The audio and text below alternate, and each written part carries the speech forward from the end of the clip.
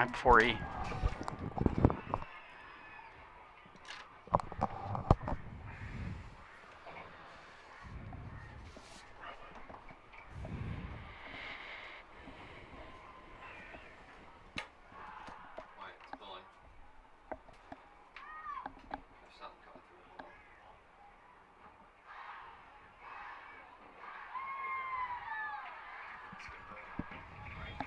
Mm-hmm.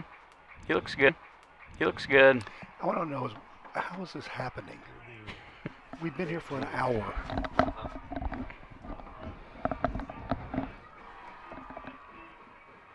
Seven. Okay, pause. Yeah, it looks like I got a signal. Hold on. Plus 11. That's 6 yards. Coach going tempo. Big time. Good to bow. Yep. Boom. 11 yards. Well, we've had our first touchdown.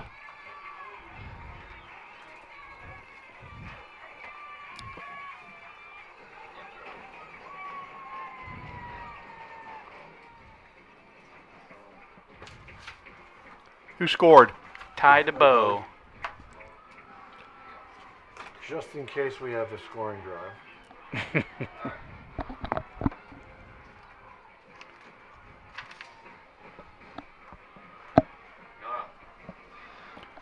Well, welcome here. If you're just joining us because of our technical difficulties, we have scored a touchdown in about 4 plays.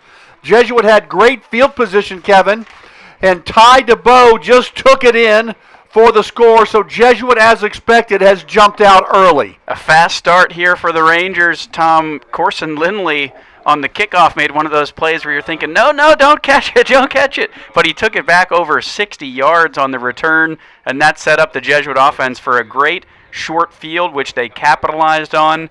And Cooper Magoo puts it through for the 7-0 lead less than a minute into this game, Tom Walsh. Well, we're sorry we didn't get a chance to do a pregame show with you and talk about some of the keys to the game, Kevin, because of those technical difficulties. But talk about some of the keys to the game as you were looking at this as the matchup was coming in. Well, when you think about the Irving Nimitz offense, it's a run-first offense, and we've said that a couple of times this season. It's never been more prevalent than it is tonight. Run only, maybe, Chris Martinez says. They've only had, I believe, 15 passing attempts on the year for 14 passing yards a game. So this will be a run-first offense. Their 2 running backs are number 1 and number 3 in the district in terms of rushing yards per game, and that's a great tackle that time by Cole Wambacher on the kickoff return. So the Jesuit wants to stop the run tonight, Tom, and they want to get out to an early lead. Absolutely, and I know that we've got a scoring summary, and of course our scoring summary brought to you by Vanguard Auto Group. Vanguard Auto Group is proud to stand behind Jesuit Athletics with GMC, Kia, and Ford dealerships in the DFW Metroplex and surrounding areas. We're here to be your hometown dealer. Visit VanguardAutoGroup.com and schedule your test drive today. How about that, Kevin? 4 plays, 28 yards, 59 seconds. It's Ty DeBow with an 11-yard run. That's his 5th rushing touchdown and 6th of the season. Your scoring drive summary. Cole Wallace is the expected starter at quarterback.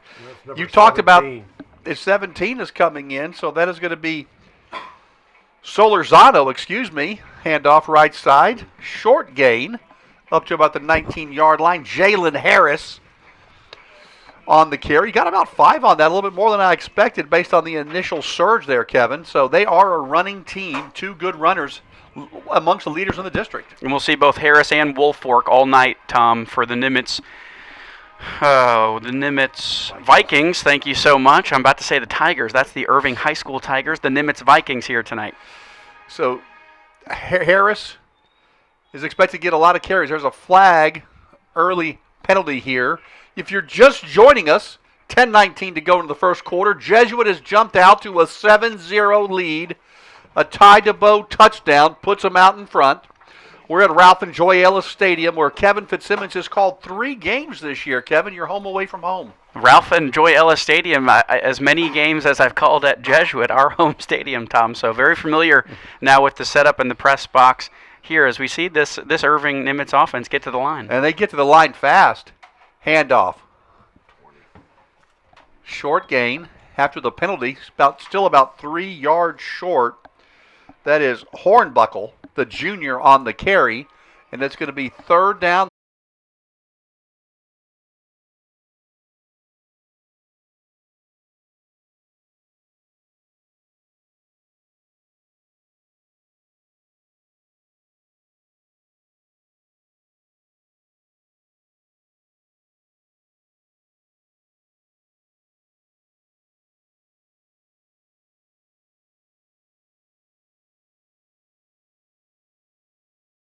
In the season. If you're playoffs, you like to have a game like this where it builds your confidence.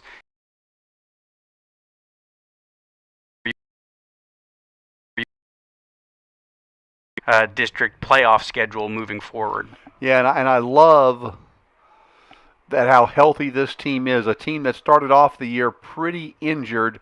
The health is coming together just at the right time. Second down, 18. Again, no attempts at passing. Ball comes loose. Jesuit thinks they have it at about the 30-yard line, and the officials agree. So with a 3-touchdown lead, Jackson Gare comes up with and the Rangers now are in business at the 30-yard line of Nimitz. Well, this Ranger defense has been excellent in the last few weeks. Tom, we're going to see the replay here. It's probably hard to get a sense, but it looks like as soon as the running back went down, the ball popped out, and Gare was right there to fall on it. He came out holding the ball, and the referees gave it to the Rangers. It'll be another short field for this Ranger offense inside the Nimitz 30. Last time the Rangers had the ball and actually took a snap on offense, they threw a 73-yard touchdown to Harlan Buechler, did Beckberry. Of course, there was the Lindley 55-yard punt return for a touchdown. Ball thrown over the middle. Ball is unbelievable! One-handed catch! Wow! And that's Buechler again. Shane Parker, 7, not number 1. And the Rangers, with a one-handed catch by Shane Parker, go up 27-0. Have you seen something like that in a while in high school football, Tom? I mean, I thought that ball was overthrown by a mile. Shane Parker keeps his hands down until the very last second, throws that left paw up there and snatches that ball. What an amazing catch. Yeah, that's going to be a highlight reel catch in the season-ending banquet. No doubt about it. The kick is up, and it's good. And the Rangers lead 28-0. And let me tell you about that scoring summary brought to you by Vanguard Auto Group. One play, 30 yards. Beckberry to Shane Parker with a highlight reel catch. And the Rangers now lead 28-0. And we've got a minute 38 to go here in the first quarter of play, Kevin. Yeah, Cooper Magoo's been busy already, and it's just we're still in the first quarter. A couple of our scoring drives we talked about. We had a 10-second scoring drive, and that was a 7-second scoring drive. I mean, that was one of the best catches you'll see in a long time. Kevin, 1:38 to go. You'd think that Nimitz down 4 touchdowns might have to actually go to the air a little bit, might mix things up. Well, we'll see if they do. Defense has obviously been one of their main struggles. They're giving up over 400 yards of offense every night in district play so far. And like you said, Tom, maybe they'll back up and throw a couple of passes here. I've got like 5 people. 1:38 to go. There's the kick. Goes going to the end zone. And that's where it will be rolling into the end zone, where it will be returned. So 28-0 is your score. We're getting some reports that people are having a hard time with the feed. We're working on it. Seems to be working on my phone. It's been getting a little bit better in the last few minutes. So I think we're back. All right. 1:38 to go. Again, if you're just joining us, Tom Walsh, Kevin Fitzsimmons. Has been all Jesuit tonight. We've had a Harlan Buechler 73-yard touchdown reception, a Shane Parker 30-yard touchdown reception, a Corson Lindley 55-yard touchdown on a punt return. Handoff again for Nimitz. Got about 3 up to the 28-yard line. And did we get what the DeBow touchdown run was? Was that about 8 yards? It was 11 yards. 11 yards, okay. Second down and about 7 upcoming. Glad you're with us tonight on just an absolute beautiful night, Kevin, here in Irving, Texas. I mean, you can't get much better football weather tonight. I think Monday night in Dallas it's going to be in the 30s on Monday morning. So that's going to be quite the change as Nimitz comes to the line of scrimmage. Handoff again to the first running back through, and the Rangers are just all over Kenji Hornbuckle. No gain on the play. It'll bring up third down at about 7. Yeah, I think Hornbuckle has the worst job of the three between himself, Wolfirk, and who else is out there? Jalen Harris, number 10 for the Vikings. He's the one that gets the ball typically when it goes right up the gut, like an old-school fullback, looking kind of like Mike Allstott when he was back working for the Buccaneers back in the day. As the Nimitz Vikings take this one close to the line, Tom, I think they're going to move the chains. I think they are indeed. I think that Mike Allstott comparison. I mean, Kevin, come on, that's impressive. You came up with was it you that came up with Navy or Chris Martinez? I think that was me, but I'm sure that Chris Martinez was also thinking it. Yeah, and then you got the Mike Allstott. What a player he was for the Buccaneers. So that is a first down for Nimitz, their third first down of the game, as that will be the last play from scrimmage as the first quarter has expired. And so while we walk to the other end of the field, we will keep it here and want to again recognize our title sponsor, Veritex Bank, proud to serve as the official bank of the Jesuit Rangers. We share a strong commitment to serving the community and making a difference in the lives of others. Learn our shared values. Make Veritex Bank and Jesuit a winning team at www.veritexbank.com. Member FDIC. UT Southwestern Simmons Cancer Center, your home team for cancer care with locations around the Dallas-Fort Worth area and the gold standard for cancer centers. You know, I was a UT Southwestern patient myself for kidney cancer, Kevin, about 11 years ago, and they took incredible care of me, a great man by the name of Jeffrey Kadadu. Just incredible. So we're so thankful for UT Southwestern to have a world-class medical facility here in our community. Absolutely, and a world-class medical school, too, UT Southwestern is. So we're very fortunate, just down the road a little ways from Jesuit.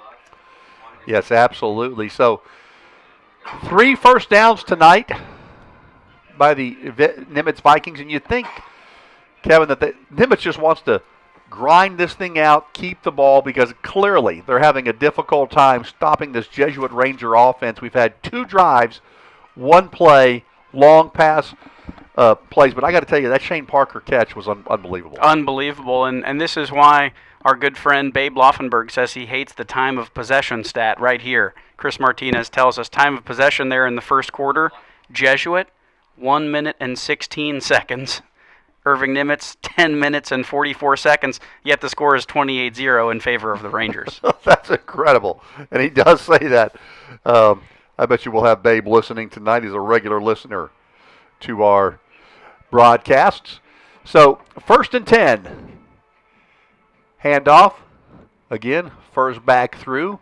Only picked up about 2 that time to the 37-yard line.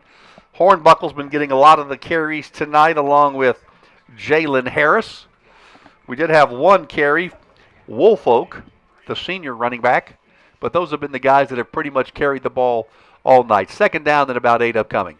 We've talked about kind of the discipline that it takes to play an offense like this, Tom. You know, you cannot be ball watching if you are on the Ranger defensive line or a linebacker this evening, because they do run so much misdirection. Everybody's got to stay in their lane. If you're a defensive lineman, you got to stay in your gap. If you are a linebacker, you got to make sure you're containing the edge on the outside and taking care of anything that comes through the middle on the inside. And so far, I've been really impressed with the way that the Rangers have just taken care of their assignments. It's a real team defensive game so far, and the Ranger defense has come up with another 3rd and short here. The Vikings, let's see if they can convert. Yeah, 3rd down and about 4. Ball rests at their own 41-yard line. If you're just joining us, we're just underway, second quarter. Jesuit out in front early in this one, 28-0. So you could not have asked for a better start from a Jesuit Ranger perspective. My good friend Amy Menken listening tonight. Bob Wunderlich listening in tonight. The great one, 14 years, I believe, as the head coach of the Jesuit Rangers during my first 14 years of being associated with this program. I'm sure he's out scouting tonight, but he's got us on in the background, so always great to have Bob Wunderlich listening. If you're listening, let us know. You can tweet us. Carson Long's got the Twitter/X feed. I still call it Twitter, Kevin. And we are at Radio Jesuit, even though we're on YouTube now, not on the radio at all. But we were for 27 years. We've moved to the internet broadcast finally, but it was a great long run at the radio station, so we'll continue to probably keep the name for a little while longer. The Twitter account's already there. It's already there. That's where everyone knows to go. We may have to rebrand it at some point. Maybe we call it Radio/Internet. I don't know. That feels like a little long. We'll workshop the name. Maybe get somebody younger to come up with the name, Tom. Well, come on, Kevin. That was uncalled for. I'm 58 years young. So 10:38 to go, second quarter. Jesuit up 28-0. Big 3rd and 4 for the Vikings. They've got to keep possession of this ball. Boy, they get to the line of scrimmage fast. Late handoff. He's going to be close to a first down. I think they're going to give it to him, and I think that's a good spot. First down. So that time, the quarterback, Solorzano, kind of took a couple of steps and made a late handoff, as they've got so many different guys coming from the backfield, and they do get the first down. I mean, when you watch this team come to the line of scrimmage, there are not very many people outside of the offensive line. So they got several folks in the backfield, and as you mentioned, any one of them could receive the handoff at any time. So it'll be important, again, for the Rangers to keep their eyes on things here. They come to the line quick, and you see there are no wide receivers out right now. Yep, but everybody's in the backfield there. The second man through, they faked it to the first running back going left, gave it to the second one coming right, and they picked up about 3 yards up to the 47-yard line. Best drive so far of the night for the Nimitz Vikings. Yeah, and if I think about it correctly from the first quarter, they did not get across the 50-yard line at all in that first quarter, so threatening to do so here on this drive, the first of the second quarter. You know, if I was the Vikings, I would not run to the line of scrimmage. I would milk this clock for everything I had. Handoff again. Another nice push, though, into Jesuit territory for the first time tonight to about the 49-yard line, where 3rd and 4 is upcoming. Now, you're down 28 points, Kevin. I think you got to be thinking 4-down territory here. Yeah, I think so. As soon as you get across the 50-yard line, as you mentioned, it's about that time for them to be able to do that. Third downs so far. Looks like, what do we got, Chris Martinez? They've been very effective. 4 for 6 on 3rd down so far. You know, Chris, Wide out. No, I relied. They got a wide receiver out to the left side. They've only thrown 15 balls all year. Handoff, first down, yardage again. Down to the Ranger 41-yard line, and still with a 2nd and 3rd search inside the 40 to the 39-yard line. So Nimitz. Kevin, remind us, I know we talked about this earlier, but they come in with the first leading rusher and the 3rd leading rusher in the district? That's right. I think just by sheer number of carries here, as we see this time. Is that Jalen Harris? That's Harris, number 10. Ben Phillips in on the tackle for the Rangers. First down there. And look at that 2nd and 3rd effort to get inside the Ranger 40 to the 39-yard line. Little pitch out. Right side. Has the edge. It is inside the 32-yard line, so a very impressive drive this time by the Irving Nimitz Vikings. Yeah, Javon Wolfork, I think, is the most athletic of these running backs. That was number 2 that time for the Vikings, and when he gets outside, he looks like he's got some speed. I think you can see why he's the number 1 rusher in the district. Yeah, and he does have some speed. He's got some nice height and some explosiveness, so second down at about 7. The ball rests at the Ranger 32-yard line. Clock is running. They've held the ball. This has been their longest possession by far. This will be the 11th play of the drive right here. 11th play of the drive. There's the snap. Again, 3 different options in the backfield. This time only a gain of about 1 to the 31-yard line. Hornbuckle was on the carry. And that'll bring up a 3rd down and about 2 from the Ranger 31. Yeah, let's see here what they choose to do. I mean, it's 3rd down. This little run game has been working, Tom. They've just been pushing the ball 2 yards, 3 yards, 4 or 5 yards at a time, and every once in a while you break one for 7 or 8, and as Chris Martinez mentioned, that'll get you down the field. They've probably got a number of rushing yards at this point, maybe 75 for the game so far. I'd give this ball to Woolfolk.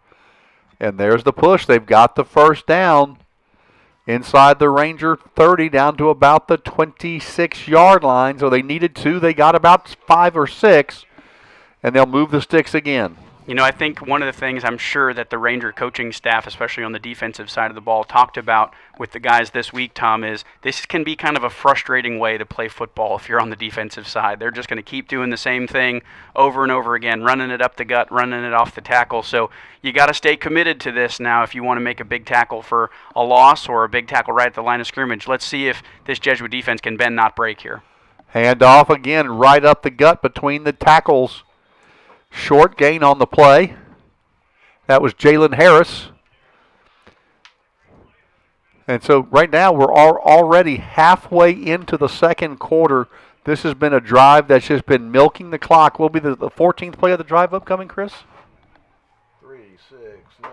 Chris is counting them up. Yeah, 14th. 14th play of the drive. So second down at about 8. You know, I think we've seen more Harris and Hornbuckle, though, that we have seen from Woolfolk, which is not what we expected. I agree with that, Tom. I think definitely was looking for Javon Woolfolk to lead this. As you see a big hit that time.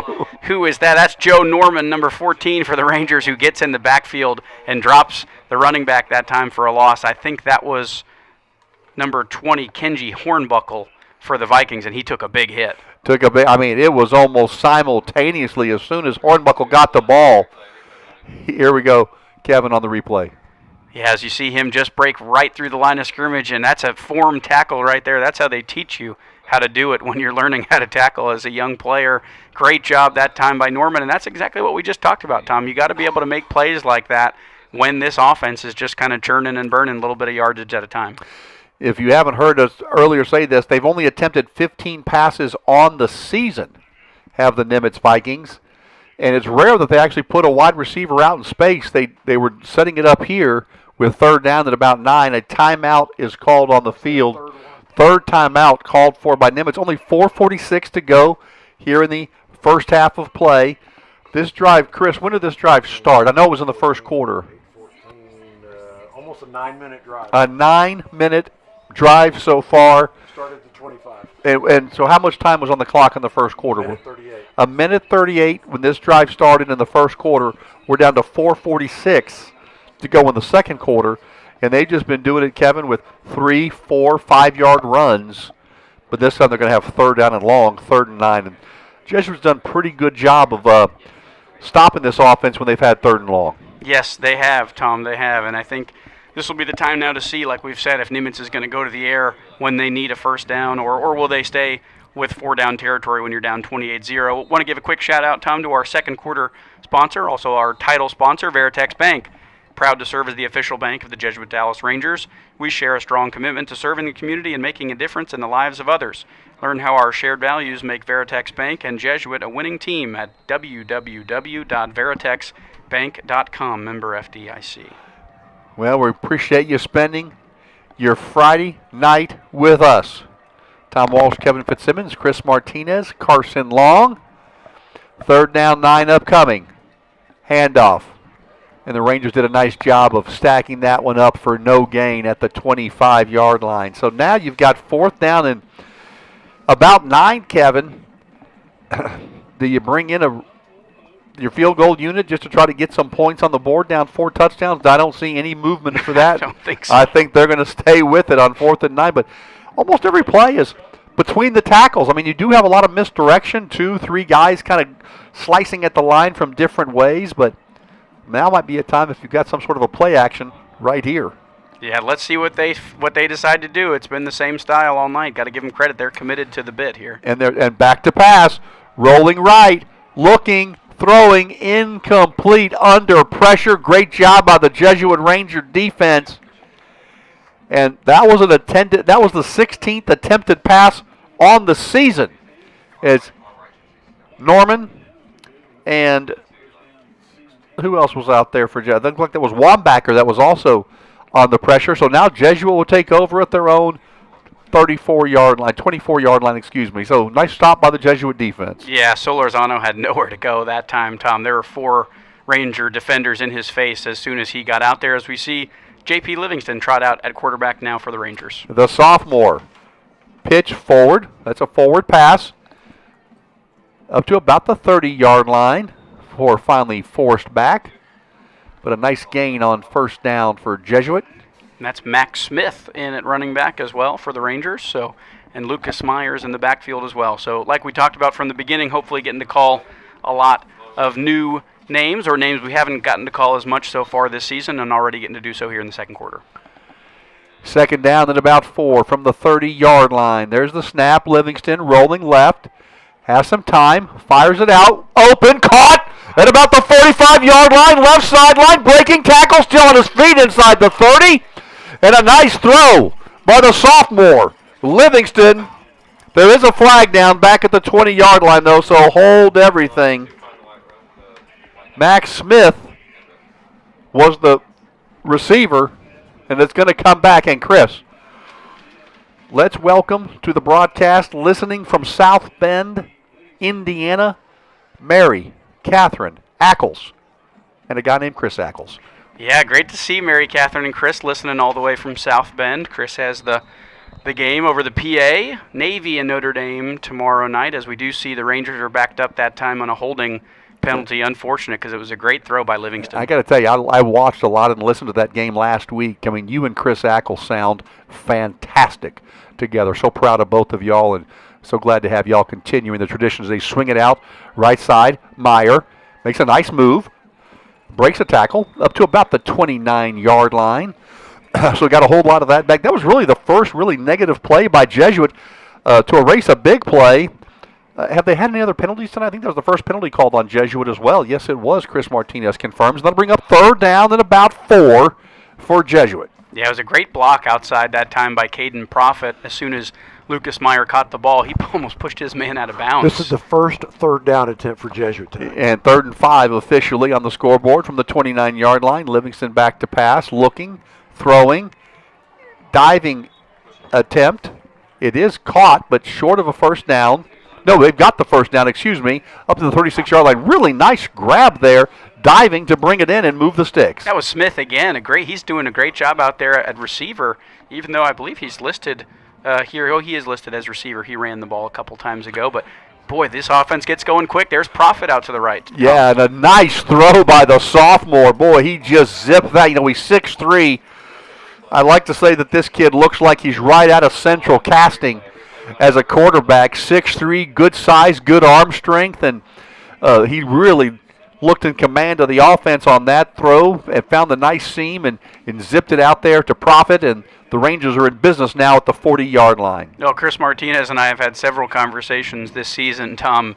The Rangers look to be in good hands at quarterback for the next couple of years. If you think about J.P. Livingston being a sophomore next year as a junior, and then certainly his senior campaign, hopefully a lot of great snaps to come for him at the quarterback position for the Rangers. And as you mentioned, he looks every bit the part and has a beautiful looking throw, nice long arm. He's come in on a couple of deep throws so far this season, so I think a lot of good hopes to come here for the Rangers at quarterback over the next couple of years. I agree. And of course, his first cousin, one of the star receivers at the University of Texas, caught that touchdown against Ohio State that gave Texas a chance to almost win that game, and almost brought a second one in on what would have been a circus catch. That's his first cousin, so he comes from a family of great athletes. Here comes the rush. They set up that screen a little high on that release.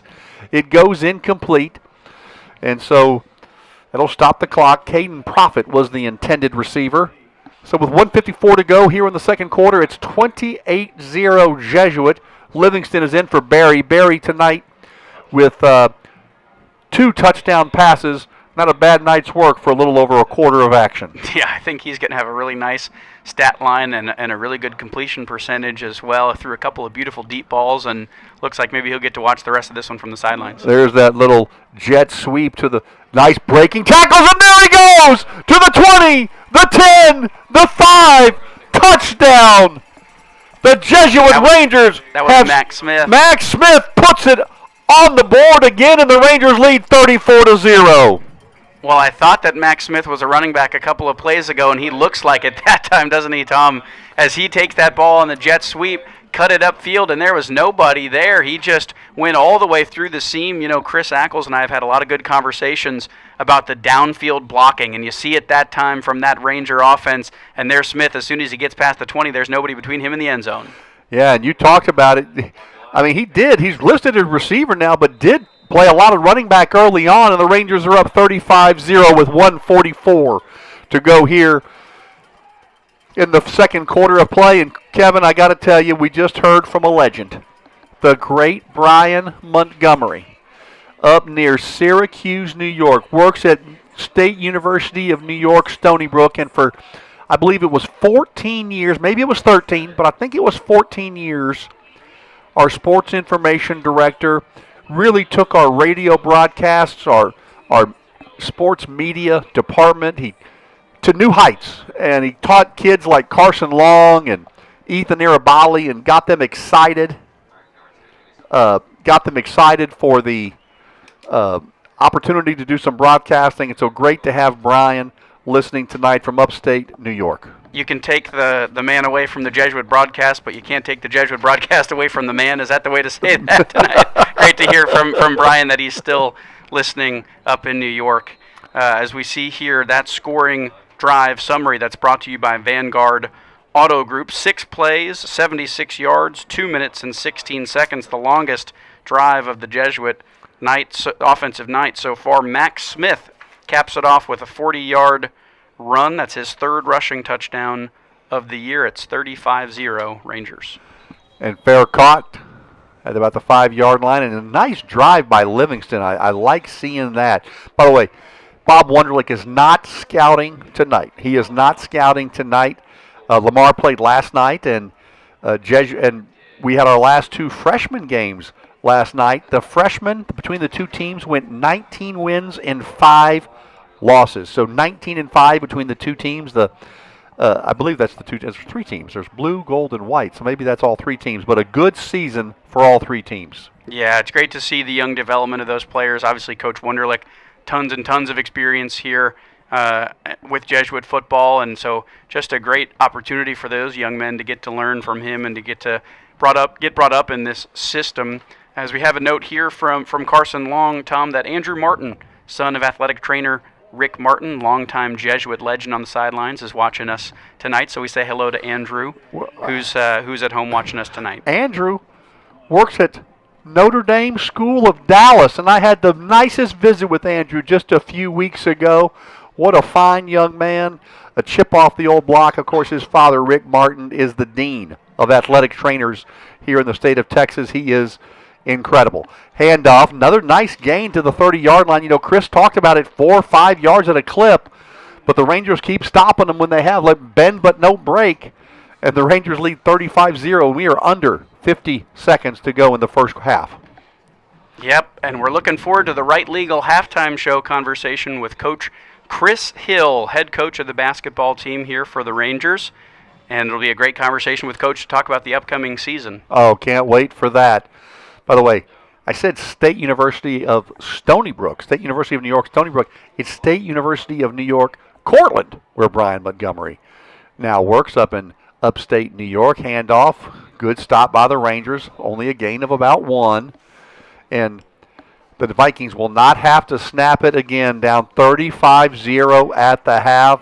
You could not have scripted out a better first half for the Rangers. It's going to give them a lot of confidence, I think, Kevin, going into the playoffs next week against Lamar. And again, that game will be at Ranger Stadium, and we need a huge turnout. Yes, we love having you watch us on YouTube, but you can watch us after the game. You can go back and watch the replay. We need you to come out and support the Rangers. We need a huge home crowd against a tough Arlington Lamar team. Kevin, at the half, it is 35-0 Jesuit. You got to be pleased. Yeah, I think, like you said, this is kind of the perfect start here for the Rangers. Everything you would have dreamed of in terms of an offensive start. You had a return touchdown from Lindley. 4 offensive touchdowns. The defense haven't given up a point. They did a great job stopping Nimitz on their longest drive of the night there inside the 20-yard line. So all things considered, this game's kind of going exactly like we expected it to go. Nimitz is the worst team in the district, and so you take care of business here tonight, and then we move on to the playoffs next week. Barrel and Bones Craft Bar and Smokehouse is proud to support Jesuit Dallas and the Jesuit community. Support local and catch every Jesuit game on the big screens at Barrel and Bones.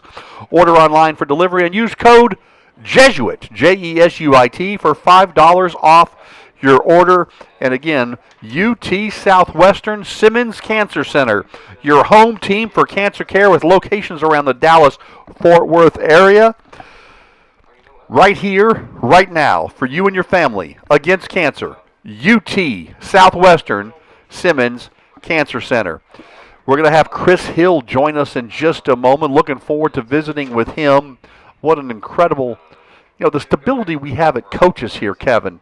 When you've got Brandon Hickman now in, I think, his 14th season. You've got Chris Hill, who will get Chris's total. What are you, Chris? Are you in 18 years at Jesuit now? 18 years that he's been patrolling the sidelines with Jonathan Alexander. I mean, just incredible stability with great coaches. Well, and that shows you what a great place this is to work and the community portion of it as well. It's been awesome, obviously, to have coaches like Coach Hickman and Coach Hill around for so long. They're just great members of this community. I want to say a couple quick shout-outs, Tom, before maybe we'll take a break, and then we'll bring Chris on for the halftime conversation. How's that sound? A couple of friends listening from all over the country. Want to say hello to a couple of friends in South Bend.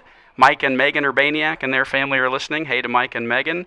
My good friends Aaron and Will Newkirk are listening from South Bend as well. It's Will's 36th birthday. Happy birthday to Will up in South Bend. And finally, two of my good friends from St. Louis University, Andrew and Abby Erker, listening in St. Louis, Missouri as well. So we got listeners all over the country, Tom. I and love it's great it. to hear from them. Well, they obviously have gotten the word that the new outstanding broadcaster in the country for high school football, besides Chris Ackles, is you, Kevin Fitzsimmons. We're going to take a 2-minute break. When we come back, we will be joined by one of the most outstanding basketball coaches in the state of Texas. You know him. He's Chris Hill. We're looking forward to a great visit with him. You're listening to Jesuit Ranger Football on Jesuit Ranger Football Night from Joy and Ralph Ellis Stadium in Irving, Texas. We'll be back in a moment.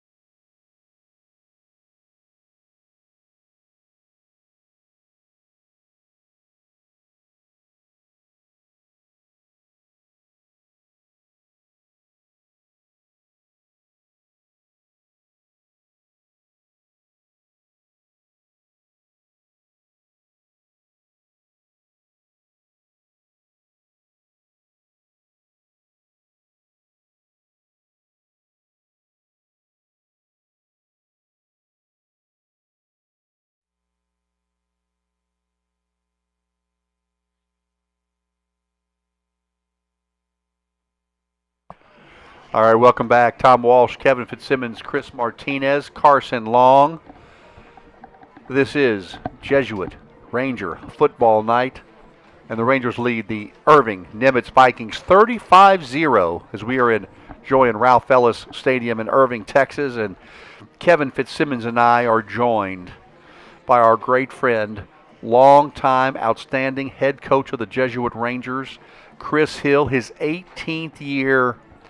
And Chris, welcome. First of all, thank you for taking the time to drive out here to Irving. I know that you go to a lot of football games, but we really appreciate you making the effort, and it's good to be with you. No, I always love coming out here and supporting the football team, and I appreciate the opportunity to come sit with you guys. It's the only way to talk to you during the game.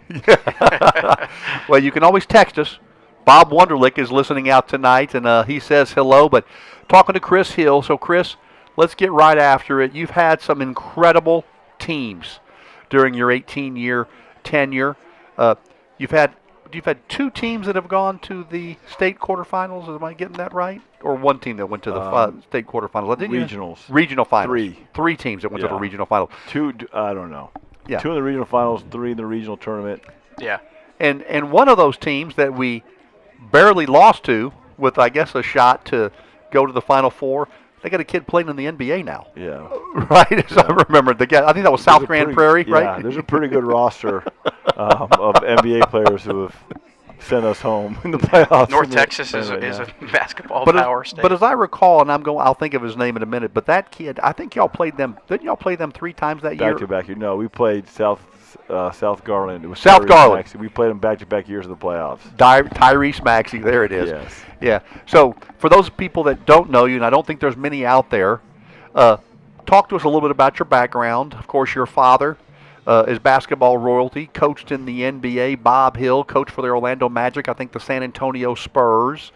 Talk about how you decided you wanted to be a basketball coach. Was that just something that was always in your blood because of your father, or how did that? I know your brother, by the way, is an outstanding basketball coach as well. So Yeah. talk about it. We got 2. 2 brothers So that are so my one brother is the head women's coach at Trinity, my older brother, and he actually was here for a while. He coached at Ursuline, won a state championship. My younger brother is actually an assistant with the Pelicans, and one of the NBA players we played in the playoffs is actually on his team right now, Micah Peavy, who played for Decaney, which is kind of funny. That's crazy. The kids we're coaching against are now playing in the NBA. And That's he's gonna crazy. work with them. And yeah, my dad coached in the NBA for a really long time. Spurs, Sonics, Magic, Knicks, Pacers.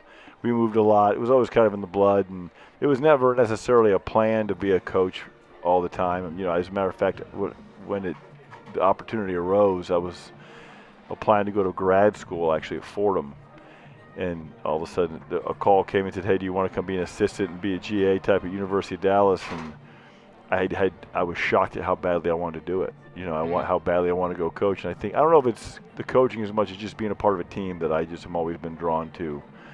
I just love teammates and teamwork and filling roles and figuring it out. And Well, let me ask you this, and I'll let Kevin, of course, ask some questions.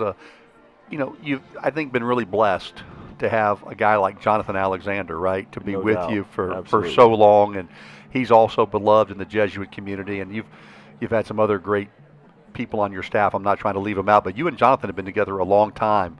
Talk about that relationship for a minute. so we met at University of Dallas. And so when the job I had just taken, he's one of the first people I met on that campus, and he was really helpful to me the whole time I was there. I had a lot of jobs at the University of Dallas. I had a lot of things, and we just got really close. We've known each other a lot longer than when we were here. When I got this job, he was actually at Crandall at a high school.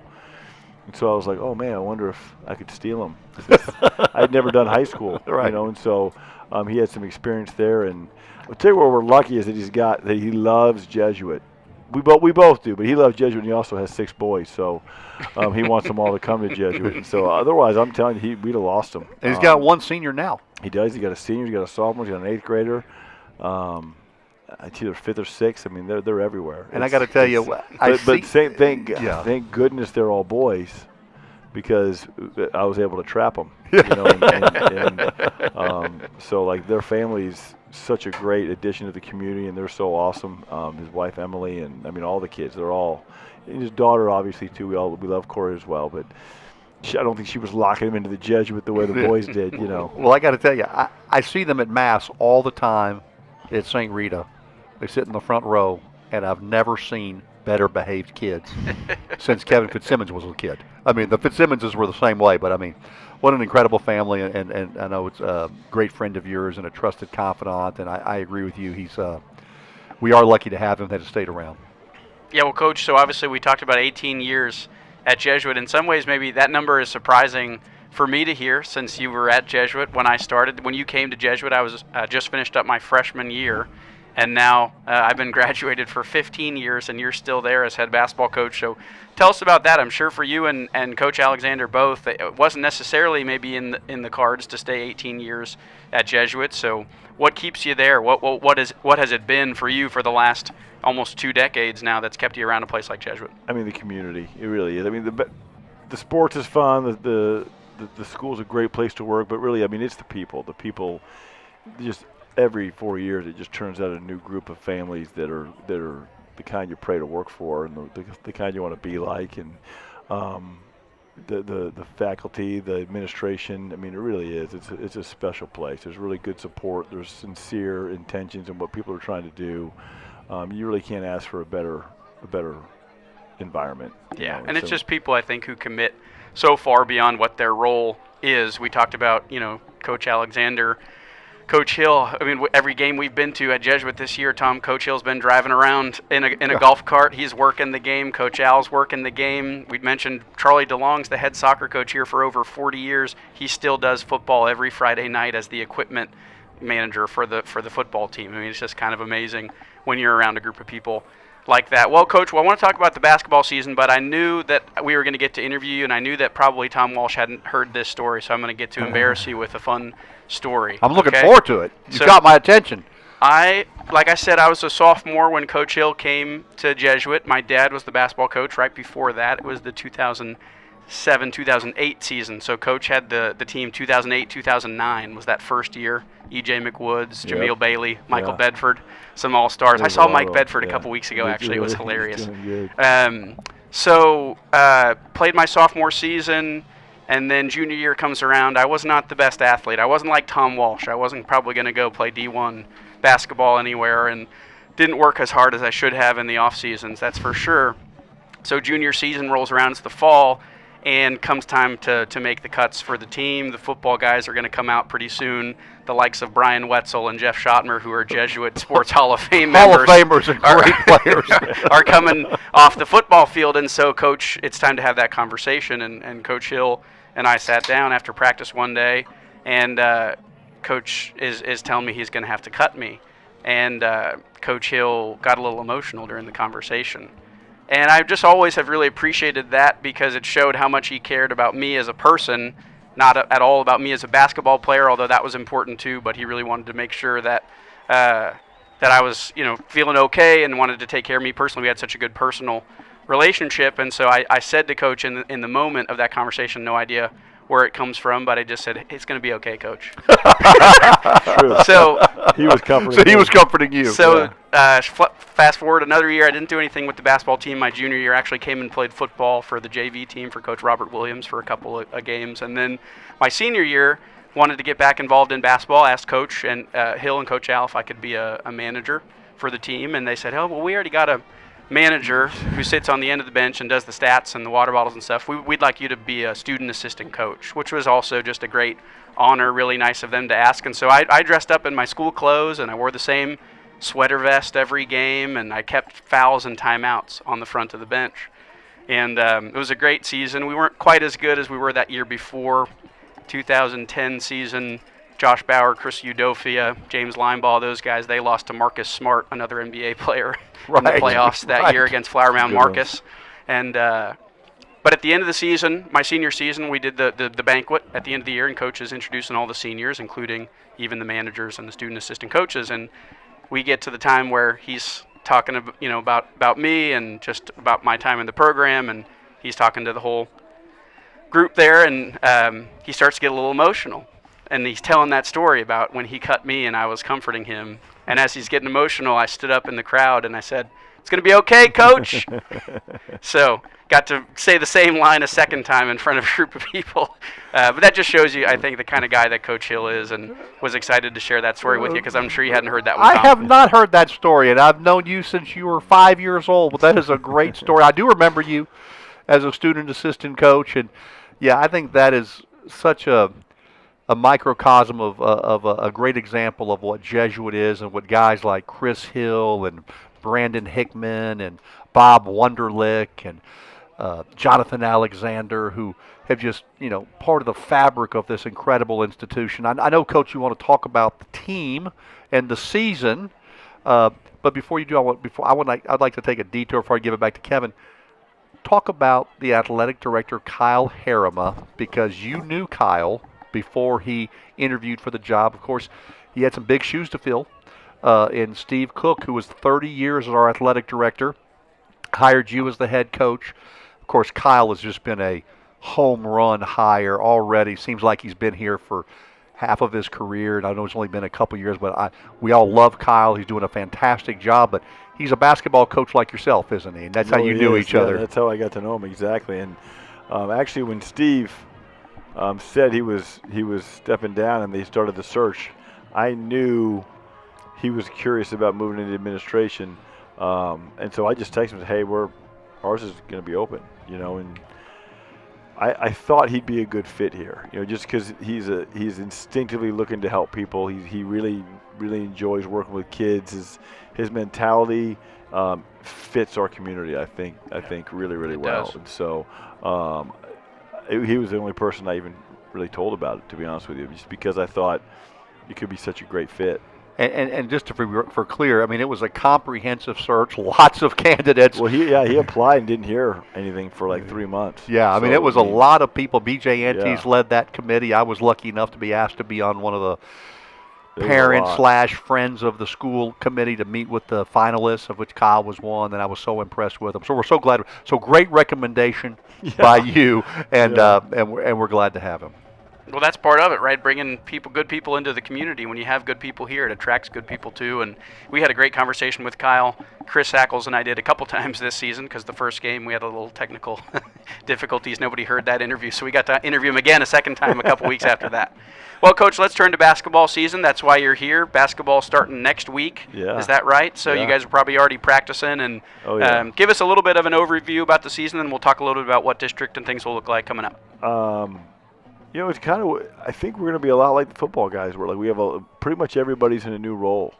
I really, really like them. It's a really good group of guys. We kept a big roster for that reason. I just think it's good to have a lot of good dudes. Are you carrying about 15 or? Yeah. Okay. Wow. Which is big for us. That is. But I've kind of gotten away from being committed to a certain number and kind of moved towards if there's people that I think can contribute in some way and add value, then hold on to them. It's been a little bit of a shift there, but it's a really good group of guys, and they've been really working hard. We've had good practices, things always shift when you start playing games, and roles get established and changed throughout, and so that's always something to be aware of. But I think it's going to be a really good group of people to work with. I'm excited about them. Yeah, good. 15 guys also helps at practice. I feel like you just got more bodies to run drills and be able to do a few more things. Cade's playing. We don't even have Cade yet, so Cade will be back hopefully in a couple months, right? Months? Right. We want the playoffs to go long. You got to get to the first week in December, I think. It was like Christmas. I think we go to Christmas when the finals, so that'll be a great Christmas present. State championship and Cade back. So, Coach, you obviously talk about some of these great athletes that you've had over the years. Do you like having a younger team? Do you like having a more experienced team? Do you like having a mixture? What do you think is the right combination? Having some veterans and some young guys? What is it? I like all of it. Like it all comes with fun stuff. It all comes with challenges, and so there's always, every team's so different. I mean, even if you say you have an inexperienced team, there's benefits to it. There's like this team right now, I don't think they know how good they might be able to be, and they kind of play that way sometimes. They just kind of go out there like, all right, and go play, and sometimes inexperienced teams overlook things, and vice versa. Sometimes inexperienced teams are able to anticipate problems, and it's all of it. So it's just, I think they're just the day-to-day of working with kids to try to move the line and be as good as you can be all the time is really, really fun. So there's no real preference. It's just it's what it is, and you just try to help them. Talking to Chris Hill right now, 18 years as the head basketball coach at Jesuit Dallas, our great friend, and such a asset to our community. Coach, every day you walk into Walsh Gym, and I ask, seriously, do you think about me every time you see the name Walsh on the gym, or do you rarely think about me? Every time. Every time. But in all seriousness, I know, of course, it was named after the legendary coach, Jim Walsh, who coached here for a long time. It was in the development office, and, of course, his son, Admiral Patrick Walsh, was in charge of the entire Pacific Fleet for our United States Armed Forces, the United States Navy. So what an impressive family. That's the Walsh it's named after, though I tell people when they ask me, is it named after you?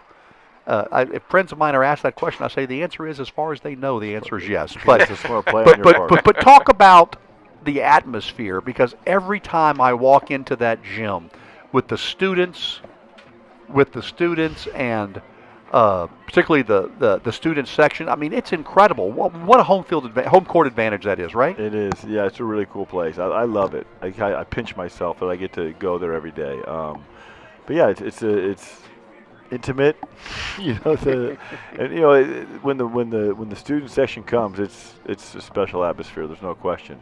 Absolutely. Yep. Well, Coach, let's talk about the district season. I know we got a little bit of ways until that gets started, but we're here in the final game of the district season for football, and a little bit different, obviously, than football. You get to play everybody twice in district, which I think is kind of nice. In basketball, you get to see everybody a couple times, home and away.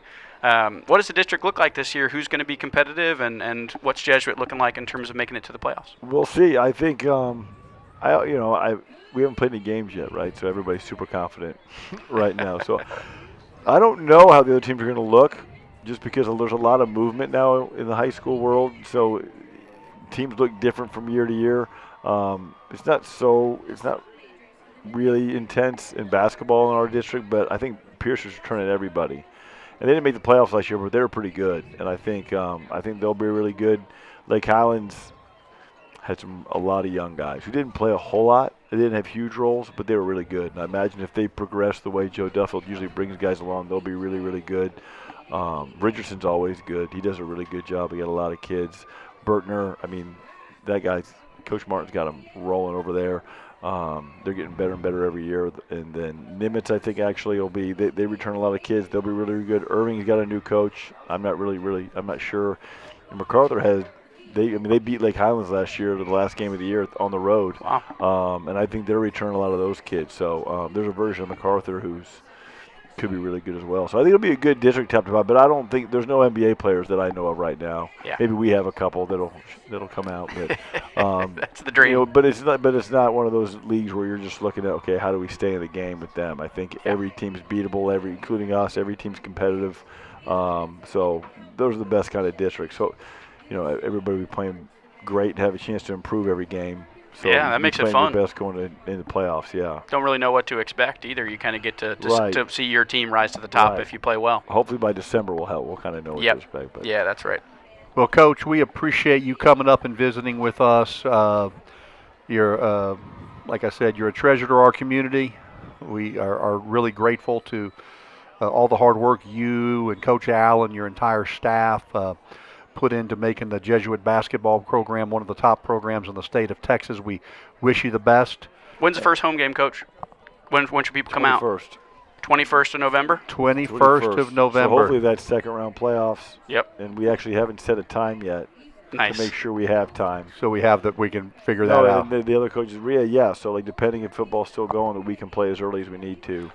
And then do you have the Knights of Columbus tournament as always? We do, always. And always. Can you tell us who's coming to that tournament? Not off the top of my head. Okay, I do my best. Go to the website. Look at some website. Everybody go to JesuitRangers.org basketball page. That's right. Check out that bracket. Look at that plug. Look at he's savvy. He's very good. 18 years, he's savvy. Well, you'd think I would know it. I don't know it either off the top of my head. It's going to be. Yeah, I can't imagine the traffic flow to figure out the Knights of Columbus tournament bracket. We want to encourage everyone to come out to Walsh Gymnasium. Yes. Well, thank you guys too. I mean, you're a lifer. I mean, you've been around since, and I think you don't. You're like, you know how many people retire and say I'm stepping down and come back the next year? This is Tom's Brett Favre #1. I think he'll do it again 2 or 3 more times. It speaks to the community though too, right? It's like you can't stay away. You can't stay away. No, this is super cool. My 28th year and 25 with this guy's dad, and the fact that he and Chris Ackles are carrying the torch forward it makes me feel so proud of them, and I hope that. Do you feel really old working with Kevin? Yes. I was his confirmation sponsor. You look great. Yeah. But think about it. If you and Kevin continue this for another 28 years, you'll be in your 42nd year. No, 46th year at Jesuit. I'm not a math guy, but it's a long time, Coach. Well, thank you so much, Coach, and good luck. Have a great season. We will. We'll do our best. Thank you. All right, let's get that over to Chris Martinez, and he can kind of take us through the first half. Chris? Well, with the 35-0 score for Jesuit, you have some unique numbers here. Jesuit only had 7 first downs in the first half. Well, you don't need a bunch of first downs when you score on one play. Nimitz had 6 first downs. Jesuit only snapped the ball 1 time on 3rd down, and they were successful, 1 for 1. Nimitz very successful as well, 6 for 11. Rushing yards, 5 carries for Jesuit, 73 yards. Passing, 5 completions for 142 yards, or 215 yards of total offense for Jesuit. Nimitz, 32 carries for 92 yards, nothing in the air. So 92 yards to 215 yards. Jesuit was penalized 1 time for 10 yards. Nimitz penalized 3 times for 30 yards. Jesuit did not punt. No turnovers on Jesuit. 2 turnovers for Nimitz. They both resulted in touchdowns, 14 points off of that. The average starting field position for Jesuit was the 48-yard line, and that's easy to do when you're starting a couple times in enemy territory. So the 48-yard Nimitz average starting position was the 23 yards. Now this is the fun one. This is the one that Babe Laufenberg wants to hear. 35-0 Jesuit. Time of possession for Jesuit, 3 minutes and 32 seconds. Nimitz had the ball for 20 minutes and 28 seconds. That is incredible. Yes. So they're controlling the ball and they're controlling the clock, but not to their benefit. On offense, individually for Nimitz, Jalen Harris is the leading ball carrier, 13 carries for 61 yards. Looking at his carries, he's been productive every time. 4 yards, 6 yards, 4 yards, 5 yards, 7 yards, 10 yards, 5 yards, 6 yards. Javon Wolfork, their number 1 rusher coming in, has 9 carries for only 17 yards, and Kenji Hornbuckle, 10 carries for 14 yards. On the Jesuit side, Shane Parker carried the ball once for 6, Ty DeBoo twice for 21, including 11-yard touchdown scamper. Max Smith a couple times for 46 yards, including the 40-yarder. Beck Berry completed 2 passes, both for touchdowns, 73 yards and 29 yards. 73-yarder to Harlan Buechler, and the 29-yarder to Shane Parker. 2 for 2 for over 100 yards and 2 touchdowns? At least 2 for 3, 2 completions. 2 for yes. 3, okay. But then J.P. Livingston was 3 for 4. He had 40 yards completions. Max Smith caught 1 for 6. Lucas Meyer caught 1 for 9. Caden Profit caught 1 for 25 yards. So all in all, I mean, it's just a dominating thing. Jesuit only had the ball. I like this one. It's 35-0, but Jesuits only had 4 possessions.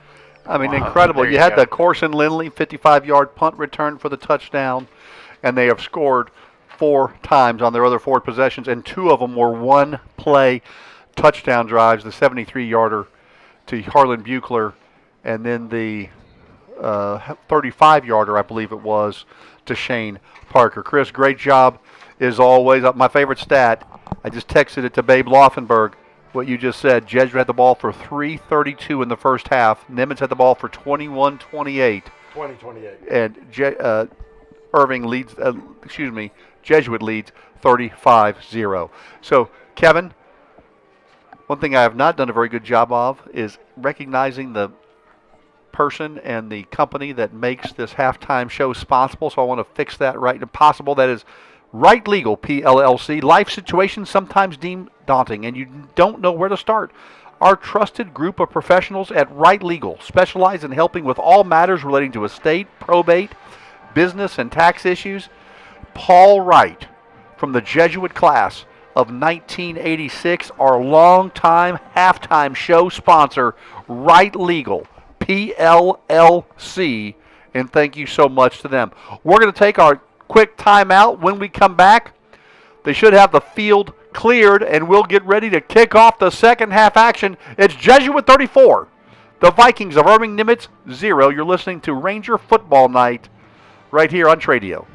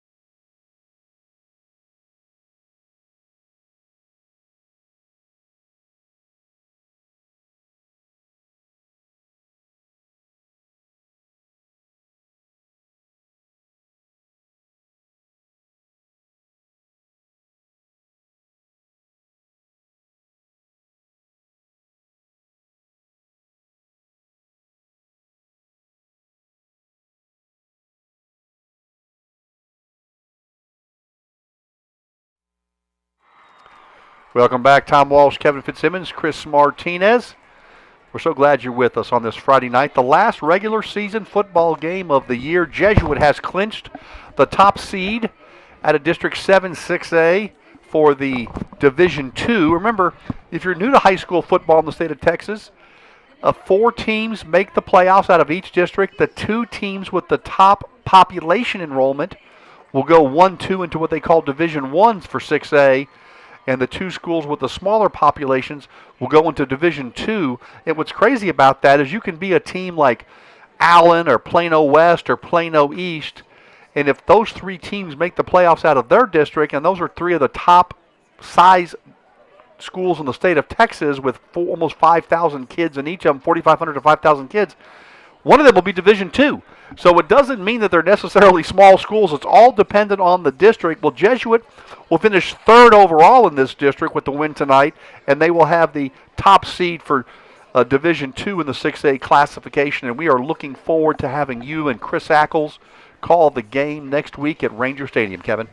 And the only spot left in this district up for playoff grabs is also going to be decided tonight. Richardson Berkner and J.J. Pierce are playing right now to determine who gets that final playoff spot. Tom, the other 2 are already set. Richardson pulled off a stunning upset last week against Lake Highlands in overtime, so the Eagles are going to be top of the district. Lake Highlands will be the 2nd team out of that Division I, as you mentioned, that goes to the higher populated schools, which is a really tough test, if I'm being honest. If I'm seeing somebody that I got to play Lake Highlands in that first round because they're the 2nd team out of this district, that's a tough draw. That's a tough draw. And but Berkner and Pierce now playing for that 4th and final spot. We'll see if we can get a look at that score maybe later and give folks an update. Absolutely. When we talked about Bob Wunderlich listening tonight, our longtime head football coach, 14 years, great guy, great person, emblematic of everything that is Jesuit. But he's not my favorite Wunderlich. My favorite Wunderlich, of course, is his beautiful wife, Kathleen Wunderlich, and she is every bit as great a person as her wonderful husband, Bob. She was also instrumental for so many years in helping to support our radio broadcast, but she was my favorite Wunderlich long before that.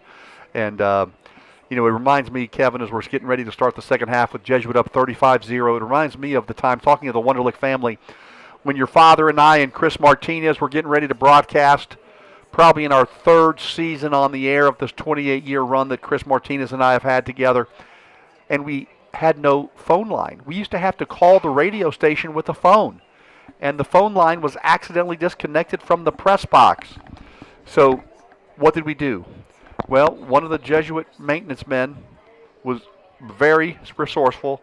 He ran to Radio Shack. Remember when there used to be a place called Radio Shack, a Tandy Corporation company, and he bought about 300 or 400 feet of extension cord for phones and the connectors, and we took that extension cord and we took it out of the press box over what we call the Jesuit River behind the football stadium and into Ann O'Brien's house, Bob Wunderlich's sister, and we used her phone for the next 4 hours to get that game on the air. One of the all-time great stories, I think, in our radio history. Absolutely, Tom. That's a legendary story. And you mentioned Mrs. Wunderlich. We talked about how great guys like Coach Hill and Coach Al and my dad and Coach Wunderlich are.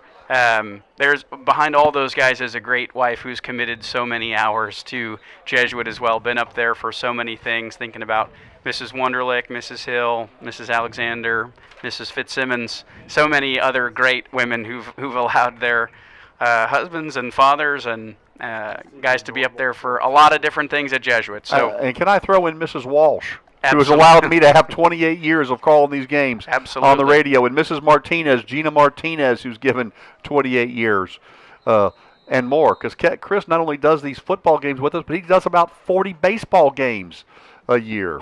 So we're ready to start the second half action. We're glad you're still with us tonight here on Tradio.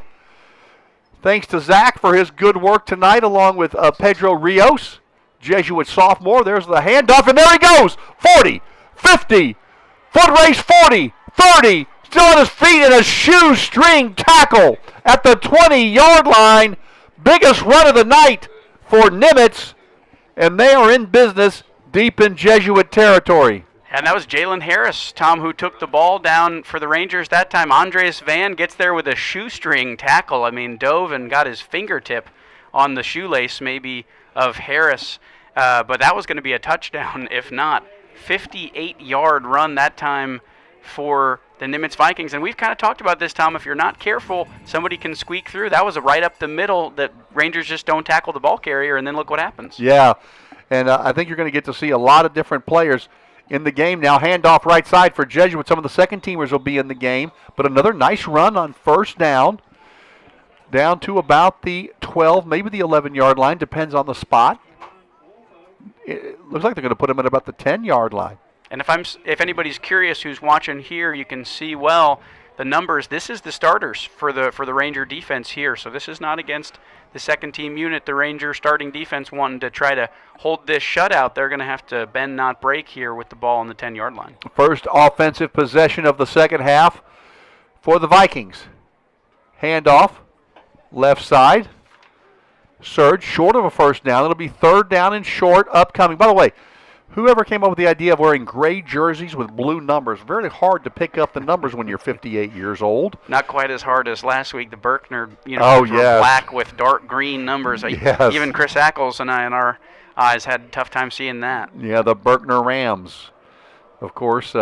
And you're over at Wildcat Ram Stadium for that one. Yes, where we've had some great Jesuit wins. 2004, Jesuit, the 4 overtime victory over the Berkner Rams.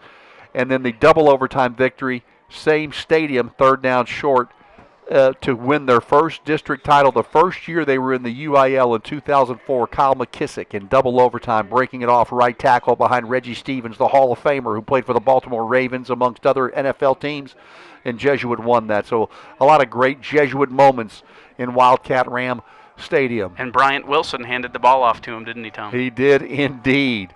Whose brother, Kyle Wilson, was one of the outstanding basketball players in Jesuit history and also a Jesuit Hall of Famer. And by the way, the Jesuit Sports Hall of Fame banquet will be November the 15th. 1 week from tomorrow. And I'll be there as the MC, so come out and support those great Hall of Famers. Fourth down and short. The Rangers stopped him.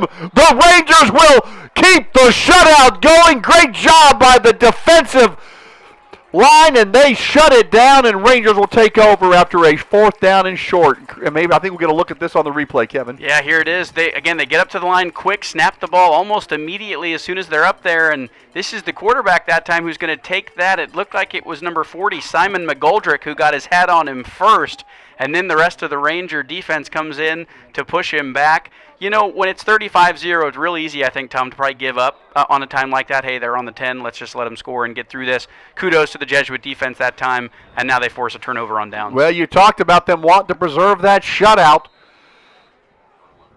and the Rangers have done so. It's 35-0. The Rangers are late getting a offensive lineman onto the field. Now they have 11 players with 9:10 to go here in the third quarter. First offensive possession for the Rangers here in the third quarter, up 35-0. There's the snap, handoff right side. Gets around the corner, nice run. Looks like he stays in bound. There was Meyer on the carry. The clock, was that? Yeah, that was Meyer, right? Yes, it was. Yeah, and it will be, clock will continue to run. Yeah, I like that play that time. As again, we see J.P. Livingston back in at quarterback for the Rangers, sophomore. Lucas Meyer gets out to the edge that time and gets a nice 5-6 yard gain for the Rangers. 8:44 to go, third quarter. Jesuit up 35-0. Final regular season game. Livingston gets the snap. Handoff up the middle. Nice run again. First down yardage, it looks like, up near the 20, and I think that is going to be just enough for the first down. The senior, was that Meyer again? No, that was Judson Harris that time. Judson Harris snuck in on me and got the nice run, and they do move the chains. Yeah, nice run. He kind of small enough frame. He squeezes through the hole, gets bumped, but does enough to lean over the first down yard marker. Gets a first down, fresh out of downs now for the Rangers. Let's see what quarterback J.P. Livingston can do with it. Ball's on the 19-yard line. First and 10 for Jesuit. Handoff, big hole again. Nice running. And again, Judson Harris, the 5'10", 170-pound junior, gets him close to the first down sticks. It'll be about 2.5 yards short of the first down. Yeah, and it's great to see some fresh players in there for this Ranger offense, as we mentioned, Tom. We see there number 19, Carter Casey out wide for the Rangers. Joseph Konings in and slot receiver, and that's Corson Lindley on the far side of the field in that new receiving core for the Rangers, those 3 men. So 2 wide receivers to the right, 1 to the left. Kevin just identified them. There's the snap. Play action. Livingston will throw it out. Myers got lots of real estate out in front, and there he goes to the 50. Taken down inside the 40-yard line at about the 37-yard line. Nice play design. Fake the handoff. Rolling left was Livingston. Found Meyer, and it was almost like he was shot out of a cannon there, Kevin. And here comes the replay. Well, as soon as he catches this, you'll see he's got lots of room in front of him to run. And you mentioned Tom shot out of a cannon. He gets through that hole. It's 1 tackle here by number 15 for the Vikings. Otherwise, I think Myers into the end zone. Yeah, Konings was out in front, delivering a nice block as well. So Jesuit threatening again at the 36-yard line. Man goes in motion. There's the snap. High snap. Nice job by Livingston to bring it down. And even though that was a little bit of a high snap and kind of threw off the rhythm, they'll still pick up a couple to about the 33-yard line.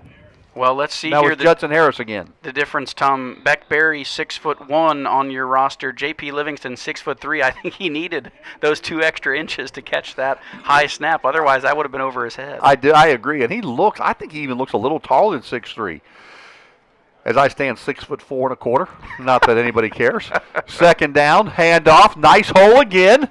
Look at that hard running between the tackles down to about the 29-yard line. It'll be 3rd down and short for Jesuit. Clock is running with 5:47 and moving here in the 3rd quarter. Judson Harris comes out of the game.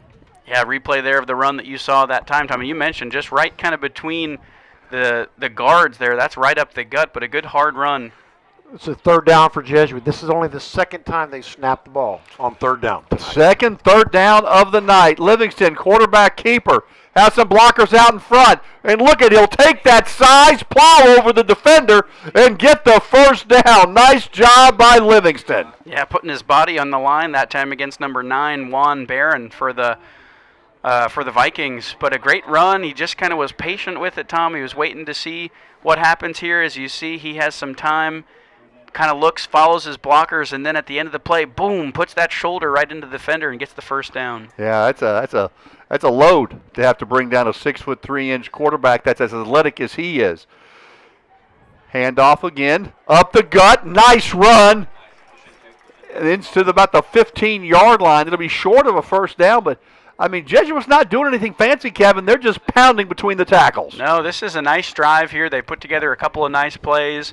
The Meyer gain there on the left side was probably the longest play of the drive. But like you said, this has just been a nice, steady flow of offense. This is, as we see, the 9th play of the drive here. 9th play of the drive. 2 wide receivers right, 1 left. But Jesuit's keeping it on the ground for the most part. They did have 1 pass play, and now they'll go to the air again. They swing it out to the right side. It goes incomplete, and that'll bring up 3rd down and short. I like that play call.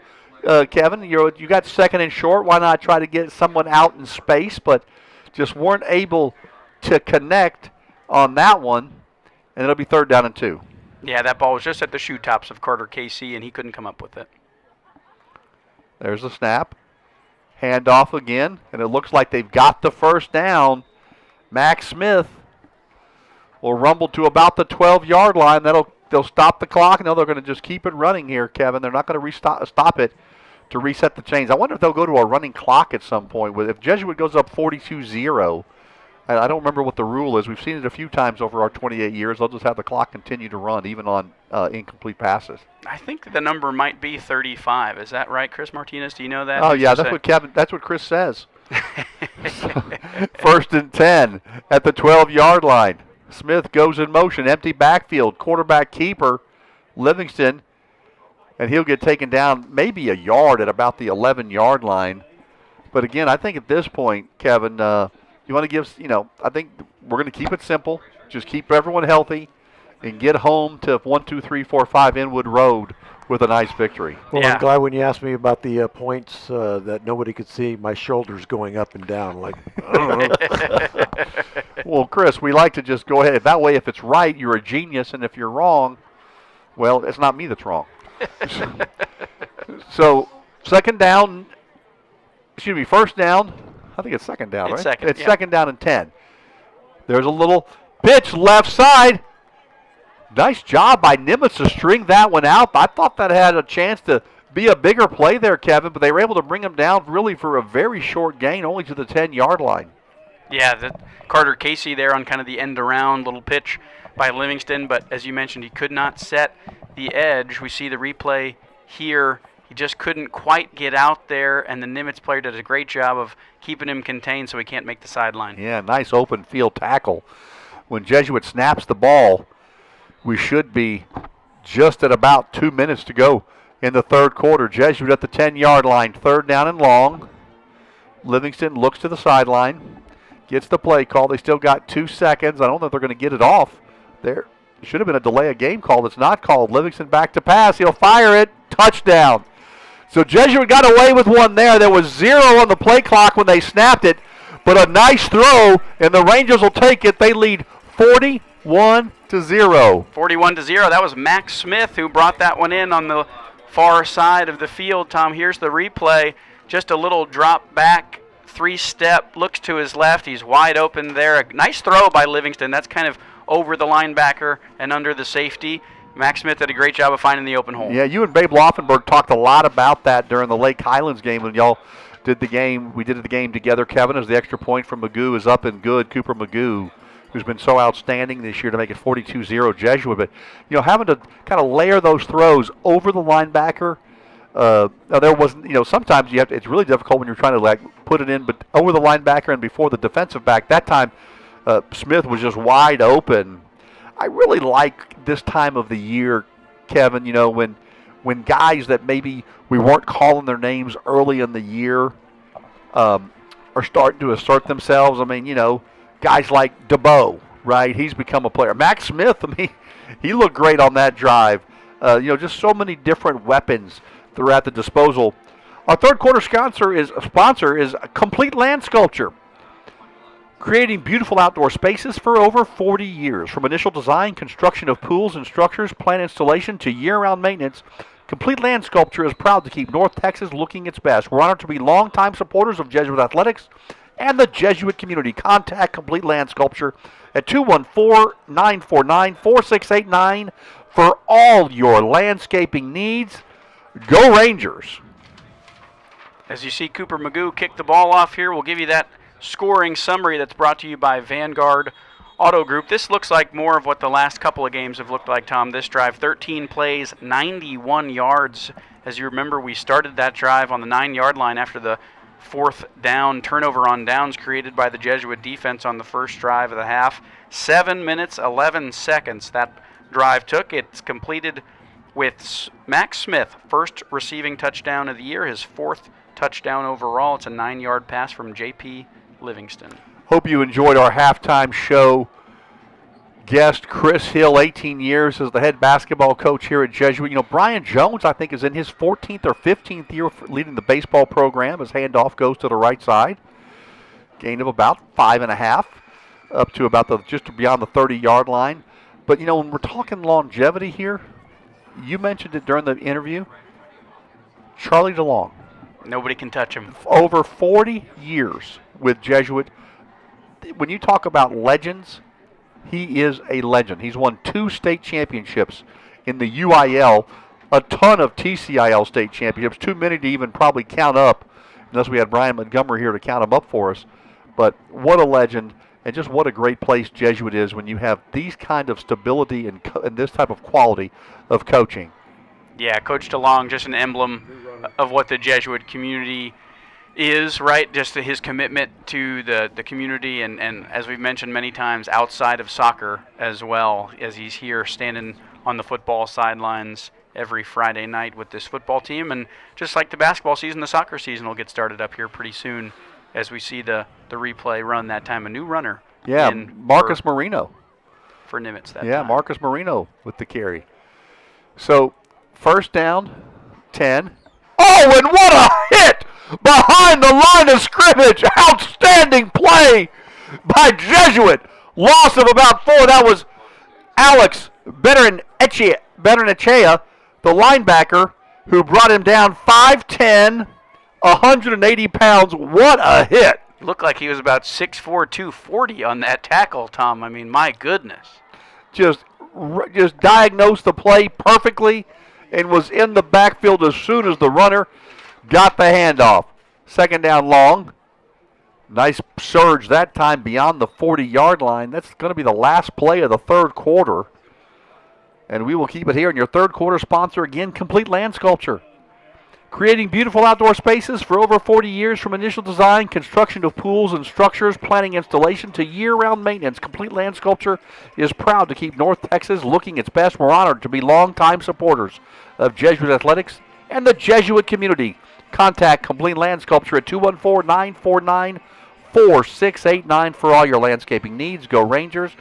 And I want to say again, our halftime show sponsor, Right Legal PLLC. Life situations seem daunting and you don't know where to start? Well, our trusted group of professionals at Right Legal specialize in helping with all matters relating to estate, probate, business, and tax issues. Thank you to Paul Wright from the Jesuit class of 1986, our longtime halftime show sponsor. Well, Tom, exciting here for the fourth quarter as we get ready for the Rockmore Roofing Solutions fourth quarter. We're going to bring in a special guest, somebody who's been here with us all season long and who's worked tirelessly for 4 years in this Jesuit broadcast network. Senior Carson Long, class of 2026, is going to join us here for a little three-man booth as this fourth quarter comes online as the Nimitz Vikings take the ball here at the beginning of the fourth quarter. Handoff, short of a first down. That was third down. They got up to about the 44-yard line, and that'll bring up fourth down at about 2.5. So, Carson, you're down 42-0. No need to punt at this point, right? I wouldn't think so. I was talking to Cooper Magoo at the half. He said if they had him go out and punt, he was just going to run it himself. Well, first of all, how did you get to talk to Cooper Magoo at the half? Were you down on the sidelines? I don't think they really care if the kicker's in the locker room or not, so I had a nice conversation with him on the track. So fourth down at about 2. There's a snap, pitch out, first down yardage, and into Jesuit territory to about the 47-yard line. So they went for it as we thought they would on 4th and 2, and that was Woolfolk, Javon Woolfolk, who came in as the leading runner in this District 7-6A. And he looked like it that time there, Tom. I think he's been so athletic tonight. When he makes a play, you can see the strong cuts. He's able to find the lane. He just hasn't been quite as successful tonight, I think, as he has been the rest of the district season so far. Yeah, well, Jesuit obviously knew what they were encountering tonight. Oh, and there's another big hit by the Jesuit Ranger defensive line. We've had some highlight reel plays out of the defensive line tonight. Yeah, we have. I think that was Duncan Blankenship maybe for the Rangers, as you see in the play there on the defensive line. He just got there, pushed him back right away. Carson Long joining us in the booth tonight. He's been with us for 4 years, folks. He could have been down there with his classmates, could have been down there with, a date, but instead he's chosen to be with us, and we are so thankful to have him with us, and you'll hear his voice in just a minute. Handoff right side, breaking tackles again, down to about the Ranger 42-yard line, and that'll bring up a third down, from the 42. They got to get to about the Ranger 38. So third down at about 4. What are you calling here, Carson? A run? Yeah. I don't feel like there's a lot of options anymore.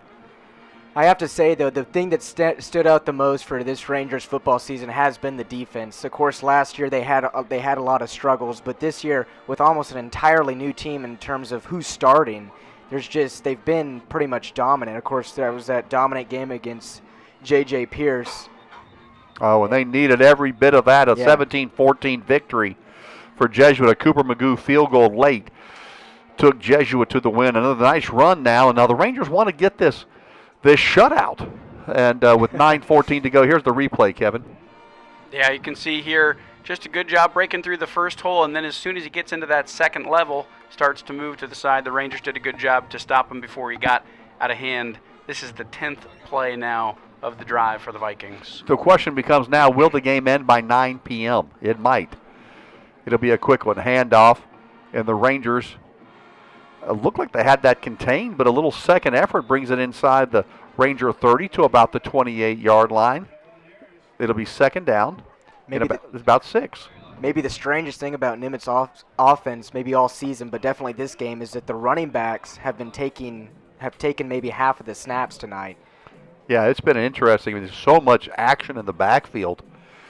When Nimitz snaps the ball here, it'll be under about 8:15 to go in the ball game. Jesuit leads 42-0. We're glad you're with us on Friday night to finish the regular season, but Jesuit playoff action next Friday night from Ranger Stadium. Handoff there, another big hit by the defensive line. Wow. I mean, that was big time, and that's going to bring up third down at about 3. Yeah, that was number 49, Alex Baranchia. Again, both you and me struggled on that one, Mr. Walsh. But don't throw me don't throw me under the bus. Well, yes, we did. I believe it is Baranchia. Baranchia. Yeah, but he's been playing very well. So third down and about 2. Handoff. Looks like it's going to be first down yardage, though, to about the Ranger 21-yard line. Yeah, and keep in mind that there's a bunch of the second strings in there defensively, so they're hitting hard. They're glad to finally be in. Yeah, they are. They do want to preserve this shutout. We're glad you're with us. So next week, 7 o'clock, Arlington Lamar, one of the more storied programs in the Metroplex area, is coming to Collin. We've had some great playoff games. Seems like we played Arlington High, the Colts, more than any other Arlington schools. Of course, we played Bowie last year in the first round in a shootout. Short gain there inside the 20 to about the 18-yard line. But, Carson, we were together with Chris Martinez last year for that Bowie game, and that was just up and down the field, wasn't it? That was, by both teams. Yeah, that was a shootout, almost like you were watching the Cincinnati Bengals. This that kind of game. But it's interesting you bring that up about Arlington Lamar's. In recent history for Jesuit sports, almost all of their playoff runs have included one of the Arlington teams. Last year, their first round for soccer was against Arlington Lamar. Last year, first round for baseball was Arlington Bowie. Of course, football was Bowie, and then the last home game Jesuit had was against Arlington High as well. Yeah, good. I think he seems pretty knowledgeable. Very knowledgeable. Got ourselves a young Brian Montgomery on our hands here, maybe, Tom. For third down at about 3 from the 15-yard line. This may be a points play here.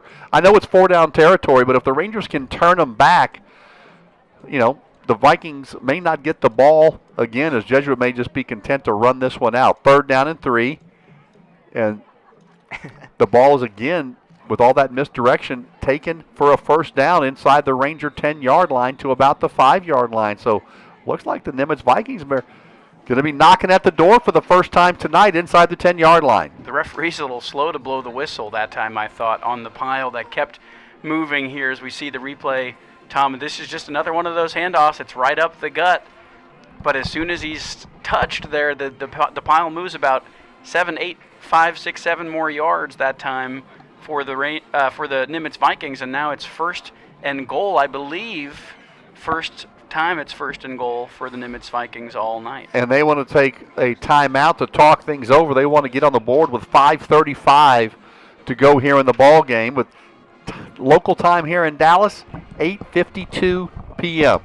So it'll be close. It'll be about a 9 o'clock end, I would think, maybe 9:05. So Carson Long, Jesuit Senior, what have been some of your great memories of being with us for 4 years? And, of course, your top answer is spending time with you, Mr. Walsh. But besides that, talk about some of your great memories. Well, of course, that's my first thing that pops in my mind. But the second thing would be that Rockwall victory my sophomore year. And that was when you were standing right next to me and about blew out my eardrums. That was exciting. Well, I'm going to give you another great memory tonight, Carson. When Jesuit gets the ball back, we're going to let you call the play-by-play. Okay. So get ready. So hopefully that will be your number one memory here, is you'll be able to take the Jesuit final drive of the regular season, I think. Into the book.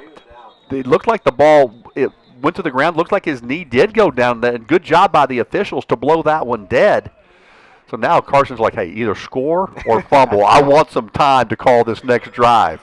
5 minutes left. I think we're going to have plenty of time. Maybe a minute or two. Chris Martinez should become a referee as well. He spotted that his knee was down from 75 yards away up here. for being a guy that's 75 years old, Chris Martinez has got great eyesight. Stop it. Class of 1978.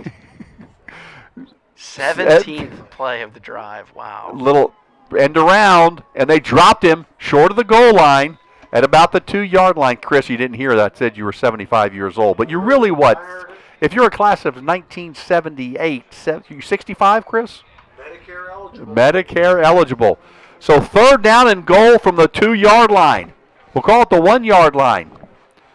4:37 to go in the game. This is clearly 4-down territory. A big points play, 2 plays coming up. Wouldn't it be great here if they do a pass? Handoff. Oh. Fumble! Being kicked! And the Rangers! Did they come up with it? It was into the end zone. What's the call? I haven't seen a signal from touchdown. It was kicked forward into the end zone.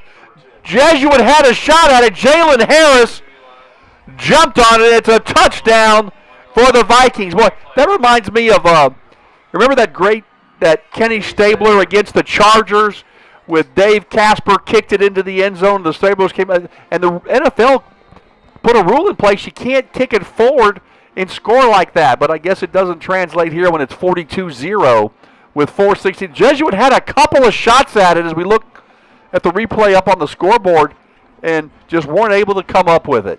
Yeah, it was almost, I think Jesuit initially fell on top of the ball, but a Nimitz player was able to pull it from underneath, and that's who came up on top when the ref saw it. They go for 2, and they are in, so that makes it 42-8 with 4:16 to go in the game. But, folks, don't go away. Carson Long, we're going to switch roles. He's going to be the play-by-play.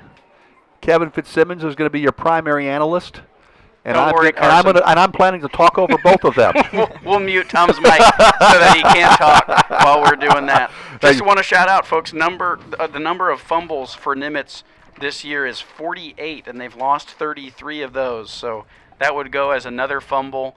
Didn't lose it, obviously, this time. But I think, Chris Martinez, has Nimitz turned the ball over other than turnovers on downs tonight? Have they turned it over at all? Yeah, we had the interception. Oh, we had... Or the punt return. No, they didn't have a fumble. We had a fumble. They had one fumble lost, that's right. But I believe their turnover margin is something like -26 this year. Scoring summary that time brought to you by Vanguard Auto Group. Proud to stand behind Jesuit Athletics with GMC, Kia, and Ford dealerships in the DFW Metroplex and surrounding areas. We're here to be your hometown dealer. Visit VanguardAutoGroup.com and schedule your test drive today. Go Rangers. That drive was 18 plays for the Nimitz Vikings, 75 yards. It took 9 minutes and 43 seconds. That's almost an entire quarter. And it's 42-8 in favor of the Rangers. Before we give Carson the mic here, I want to give a shout out to our fourth quarter sponsor, Rockmore Roofing Solutions. From kickoff to the final whistle, Rockmore Roofing has you covered. Proudly serving our neighbors and supporting Jesuit Rangers football, Rockmore Roofing Solutions. We say thanks to all of our sponsors who've been so supportive to us this season. Right, Tom? All right, take it away, Carson. Jesuit about ready to receive possession for maybe the final time tonight as Cade Kirby takes it about the 20, finds a gap going on the far side, breaks off one tackle, and he falls down at the 45-yard line. It'll be Livingstone, I believe, to come out here, finish the game. Jesuit, he's only in his sophomore year, so they have him for 2 more years. He's shown great signs of potential throughout the season this year, so I'm sure Brandon Hickman and this Jesuit team is looking forward to seeing what he can provide for the Rangers in the next 2 years. Yeah, you're absolutely right, Carson. And thought Cade Kirby might break one there. I thought he was gone. He's been a little quiet the last few weeks. I hope he gets back going here for the playoffs. He's still leading the district in touchdowns with 8. Yeah, he's receivers. a touchdown machine. Bad snap. Livingstone has to go back to pick it up, trying to break the tackle, and he's brought down. Well, back at the 31-yard line, and yeah, it didn't look great from the snap. Yeah, it's unfortunate for JP. That time he tries to get the snap up off of the ground and can't do it. He did well just to not give the ball up that time. It'll be 2nd and long now for the Rangers. That's one of the biggest negative plays of the night for Jesuit as far as loss of yardage other than the holding call. They really haven't had many negative plays. Two guys next to Livingston. As he has trouble with that snap, hands it off to Jeb Kiker, who runs the end around, gets past the 35 to about the 47-yard line. Jeb Kiker in there, he's a wide receiver coming off a heel fracture at the beginning of the season. This is only his second game. Last game he got 2 yards against Berkner, and I think he picked up about 3 or 4 there. So, yeah, that's a good. Carson's all over this stuff. I remember when Kiker got a carry last year, and yes, he has been hurt, so good to have him back in. But a couple of difficult snaps here. Let's see what they can do on third down. Rangers probably just trying to play it safe here, try to run out the clock. Empty backfield for Livingston. He's just going to run it up the middle, has some room. And there he goes. Past the 40 to the 30, 20. Livingston down the sideline. He scores for the touchdown. Oh, my goodness. How about that? Just a little quarterback draw that you think might get you 5 or 6 yards. Instead, it turns into a touchdown for Carson Long's play-by-play. Let's watch the replay here, Tom. What do you got for us? I got to tell you, just a quarterback draw, straight draw all the way. And I think the Vikings were shocked at the wheels that the sophomore has. Look at those strides. Reminds me of a Vince Young. Look at those long strides. Looks like he's just gliding down the sidelines, outruns all the Vikings, and he goes in for the score. Carson Long, one for the highlight reel, calling that one. It's a new kicker in here. I believe it was Sterling, but he had his kick blocked at the line. I think it was another bad snap on that one. Not really his fault. But still, 48-8. Well, I got to tell you, Carson, you did so well. Why don't you just keep it going? Get another series in. You call the Irving Nimitz Vikings play-by-play, and that was really cool. I mean, it's like we couldn't have scripted that one better. You know, we're thinking maybe they're just going to run it into the line, third down and about 14 or whatever it was, and they took it to the house. And you can tell Livingston, when you see him at school, that Tom Walsh compared him to Vince Young with those long strides. Remember how Vince Young, I'm still not quite sure how Vince Young scored against USC in the national championship game when they took the lead in the final minute of the game to the right end zone. I mean, every time I watch that play, I think Vince is going to get tackled, but he just outran everyone on USC, and of course they were ranked number 1 in the country at the time. Yeah, that was an amazing game. I had a Sports Illustrated magazine with that picture on the front cover of the confetti coming down. Vince Young, what an amazing championship game that was. You know, I've met him a few times. He's friends with one of my law partners, Steve Stodchill. He's a really nice person and is always very gracious with his time. I've got a Vince Young football sitting in my study. If you've ever done a Zoom call with me, you've seen it behind me over my right shoulder. All right, Carson, take it away, my friend. Sterling looking to kick it off after a scoring drive of 3 plays, 55 yards, and a minute 35. As Nimitz will let that one roll. Picked up at about the 10-yard line. Running the opposite way, and he breaks some tackles. Finally brought down, or being surrounded, and now he's brought down at the 30-yard line by a swarm of Rangers. Yeah, those scoring drives always brought to you by Vanguard Auto Group. Great to see Sterling out there getting some kicks in. We've been fortunate with Cooper Magoo all year long. I think he's only missed a couple of PATs and 1 field goal, so he's been stellar all year long. As you see Woolfolk there, Tom, who's so speedy, try to get around the edge, but it's a great tackle that time for the Rangers. That was number 36 for the Rangers. Who's that, Tom? The Jesuit on defense, number 36, is Miller Stevenson. Miller Stevenson, great tackle that time. Little circle play again for Nimitz. I'm not really sure what to call that play. They do hold hands around in a circle. I've been trying to figure that out for the whole game. I don't know if they're trying to summon something before they get it. It does remind us of Navy, their offense, where you just have a lot of action, or maybe you saw Georgia Tech back before Haynes King took over. That's kind of that, you got different guys darting different ways. You just never know where the ball's going.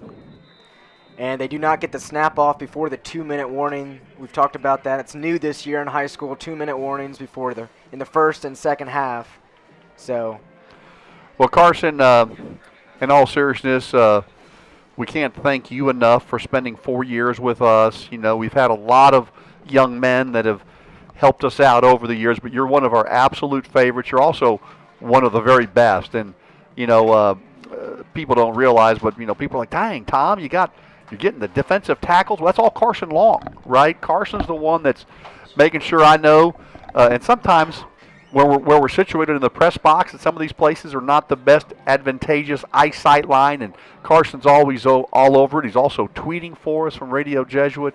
You know, I worked with Carson's mom for a number of years in the legal community. She's awesome. But Carson, just been such a pleasure to have you, buddy. Well, and Tom, we also want to just say how great it is to have Jesuit students be a part of these broadcasts for all these years, right? You could name so many. Starting with Chris Ackles would be at the top of the list. Chris now he's the Ackles, play-by-play, premier guy. Absolutely. We thank Pedro Rios, who's been in the booth with us all night, working over on the scoreboard, the score bug over there. And Henry Jeedy is across the way, I believe, with Brian Henry doing stats for us tonight. So it's just a really important part of this broadcast for us to keep Jesuit students involved, right, Tom? I agree 100%. Henry Jeedy, who I've known for a long, long time, does such a great job. All right, Carson, take it away, buddy. You got 132. Well, I just want to say thank you for saying that. I appreciate that. Mr. Montgomery's done a great job of building up this club to something to where a lot of people want to be a part of. There's Wolfolk, one of the many running backs for Nimitz, probably their biggest gain of the night. Oh, yeah, no doubt about it. Oh, they had a 58-yarder earlier. Also want to say we start off our hockey broadcast next Wednesday against Highland Park. Jesuit Ranger Hockey, they started the regular season this past Wednesday. They got a win. So next Wednesday at Farmers Branch Star Arena, if you don't show up, you can tune in. I'll be on the call for that one. Oh, we'll be listening, Carson. As Jesuit think they got a fumble. And number 49 coming away with it. That's Baranchia again. Boy, what a game he's had from the sideline to the highlight reel. And they come up with the fumble. And, hey, that means you get to call some more Jesuit offense. Hey, by the way, Rockmore Roofing Solutions, our fourth quarter sponsor. From kickoff to the final whistle, Rockmore Roofing has you covered, proudly serving our neighbors and supporting Jesuit Ranger football. And stick around for the Mosley Dental Group post-game show, Tom. I'm sure we'll have a quick phone call with Brandon Hickman to talk about next week's playoff matchup, and we'll get to wrap up this regular season together. Great to be with you again for another game, Tom Walsh. Oh, it's been so great to be with you, Kevin. You know, Dr. Mosley is the dentist for both you and me. I was over there yesterday seeing Dr. Mosley, believe it or not. Going to have a little procedure on a tooth, and gave me some great options. Jesuit Rangers in victory formation. Livingston takes the knee, and that'll be the regular season finale for Jesuit. A domination tonight, 48-8. And as you talked about, Mr. Walsh and Fitzsimmons, this is definitely a confidence booster going into the playoffs against a familiar foe you always see in the playoffs with Arlington, whether it be Arlington High, Arlington Lamar, Arlington Bowie. It's one of those Arlington schools that always gives you trouble in the first round. Well, I got to tell you, that's going to be an exciting one, and I know what I'll be doing next Friday night. I'll be watching YouTube on Tradio and Jesuit Rangers YouTube channel to listen to Chris Ackles, the voice of Notre Dame football, on the public address announcer, our very own Chris Ackles, who was a Bishop Lynch Award winner here at Jesuit. He'll be joined by another Bishop Lynch Award winner, the great Kevin Fitzsimmons. And I know, Carson Long, you will be with them as well, and I'll be watching you guys. I will be in Savannah, Georgia at a wedding, but I'll be watching you guys when they're trying to cut the cake. I'll say, hey, hold on a minute. Don't cut that cake until we see what Jesuit is doing. There's so more important things. A nice win tonight, 48-8. Jesuit goes on to win. So why don't we take a quick timeout? Chris Martinez has got to crunch some numbers. Carson, stay with us for a minute. We've got the Mosley Dental Group post-game show. And at Mosley Dental Group, we provide advanced dental solutions and personal attention to our patient family. We promise you will never feel like an anonymous number on a chart. Instead, we'll greet you warmly by name and look forward to your visits as time spent with a friend. Dr. Mosley, he's my dentist. He's Kevin Fitzsimmons' dentist. He is the official dentist of the Jesuit Ranger broadcast crew. Carson, if you're not seeing Dr. Mosley, I'm calling your mom. We got to get you over there to see him. Don't go away. We'll be back with the Mosley Dental Group post-game show in a moment.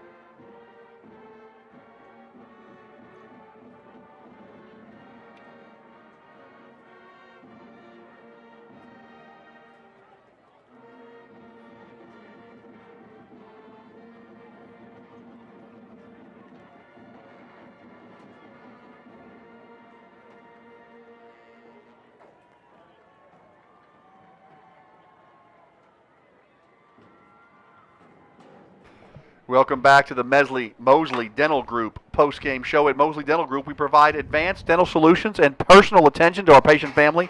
We promise you will never feel like an anonymous number on a chart. Instead, we will greet you warmly by name. Hey, it happened to me yesterday. Wendy, when I walked in, she said, "Hello, Tom," and look forward to your visits as time spent with a friend. Mosley Dental Group. He's a Jesuit guy. He's a Jesuit alum, and he's a great dentist. And we appreciate him being our post-game show sponsor.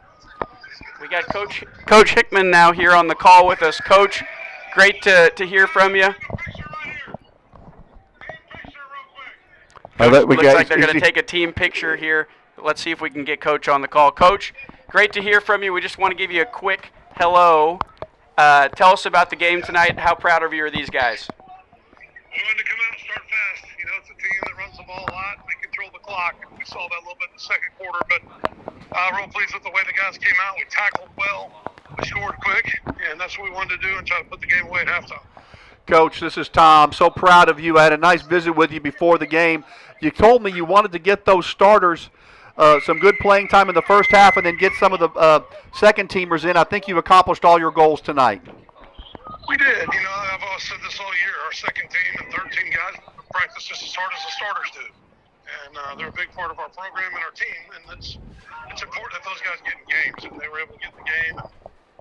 And our starters were able to cheer for those guys that put in all the blood, sweat, and tears that everyone else does in our program. So it was nice to be able to play everyone tonight. Coach, we'll let you go on this one, but just want to make sure we get a chance to ask about the playoffs next week. Sounds like Arlington-Lamar is the matchup. What do we expect to see from those guys, and what can you tell everybody about coming out to Jesuit next Friday? You know what? I don't know much about them. I just know that's who we're playing, but I'll be getting on the film this weekend. We're going to trade 10 films, so we'll see plenty of film on Arlington-Lamar. So we'll be prepared and ready to go. I'm excited about the kids being able to play at home. Our seniors can go out the right way, get one more home game, and go aim for a win next Friday night. Sounds great, Coach. Thanks so much. Good luck to you.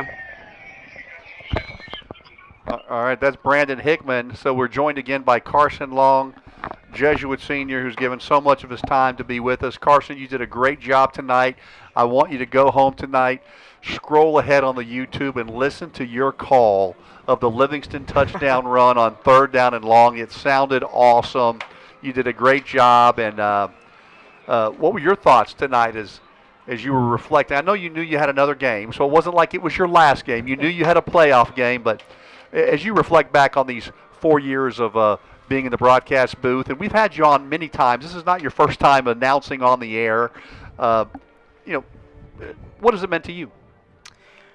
Well, I think I came into Jesuit with already wanting to maybe have a career in sports broadcasting. So and I hit the jackpot going to Jesuit because I don't think I'd have these types of opportunities anywhere else. Once again, big credit to Mr. Montgomery for building up this type of program, as there's a lot of kids who came in maybe even their junior year, they don't know what they want to do, and then they join the JRSN, and all of a sudden now they have a passion for, it doesn't even have to be sports, it could just be broadcasting or journalism in general.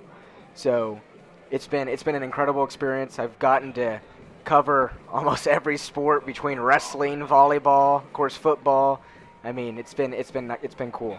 And Carson, before we hand the headset over to Mr. Martinez, to Chris Martinez, our broadcast partner of 28 years, you're calling hockey next week. I called a few hockey games back in the day on the radio, back when we first started this, back in about 1999 and 2000.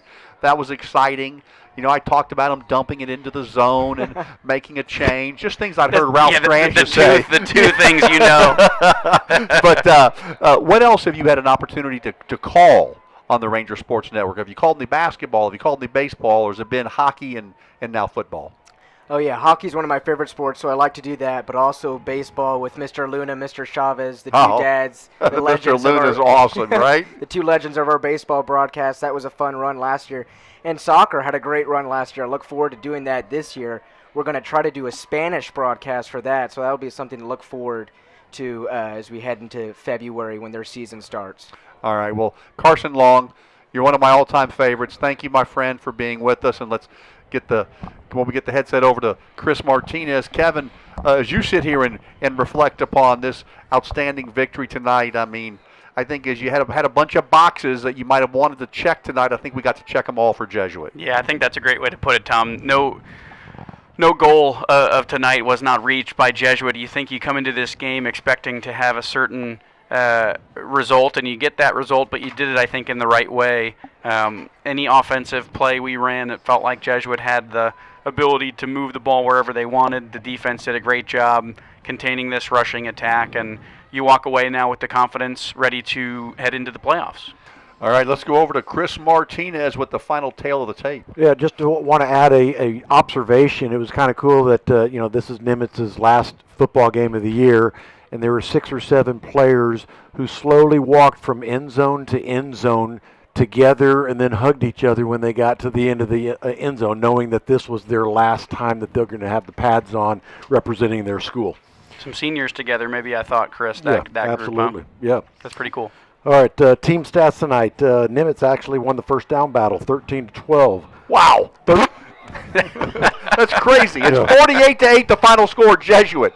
Third downs, Jesuit 4 for 4. Nimitz 10 for 17. Fourth downs, they were 1 for 2. Rushing attempts, 58 attempts of rushing for Nimitz, 271 yards, nothing through the air. Jesuit nothing through the air. They only threw the one pass that fell incomplete. I know, but I've done 28 years of Jesuit football. I've never had a game where a team had no yardage through the air until tonight. Yep, Jesuit had 160 yards on the ground, 191 yards through the air, 351 yards of total offense. There were no penalties called in that second half. I don't know if you guys noticed that or not. In the time of possession, we talked about the first half. It was like 20 minutes to 3 minutes and some change. They tightened it up in the second half. 13 and a half minutes for Jesuit, 34 minutes for Nimitz. Individually for Nimitz, Jalen Harris was the workhorse, 23 carries, 154 yards, and he also got the touchdown fumble recovery. Javon Wolfhook, 18 carries for 83 yards. Kenji Hornbuckle, 14 yards on 11 carries for Jesuit. Not much. Shane Parker once, Ty DeBoo twice in the first half, 11-yard touchdown run. Max Smith had a 40-yard touchdown run, had 4 carries for 59 yards. Lucas Meyer had a run.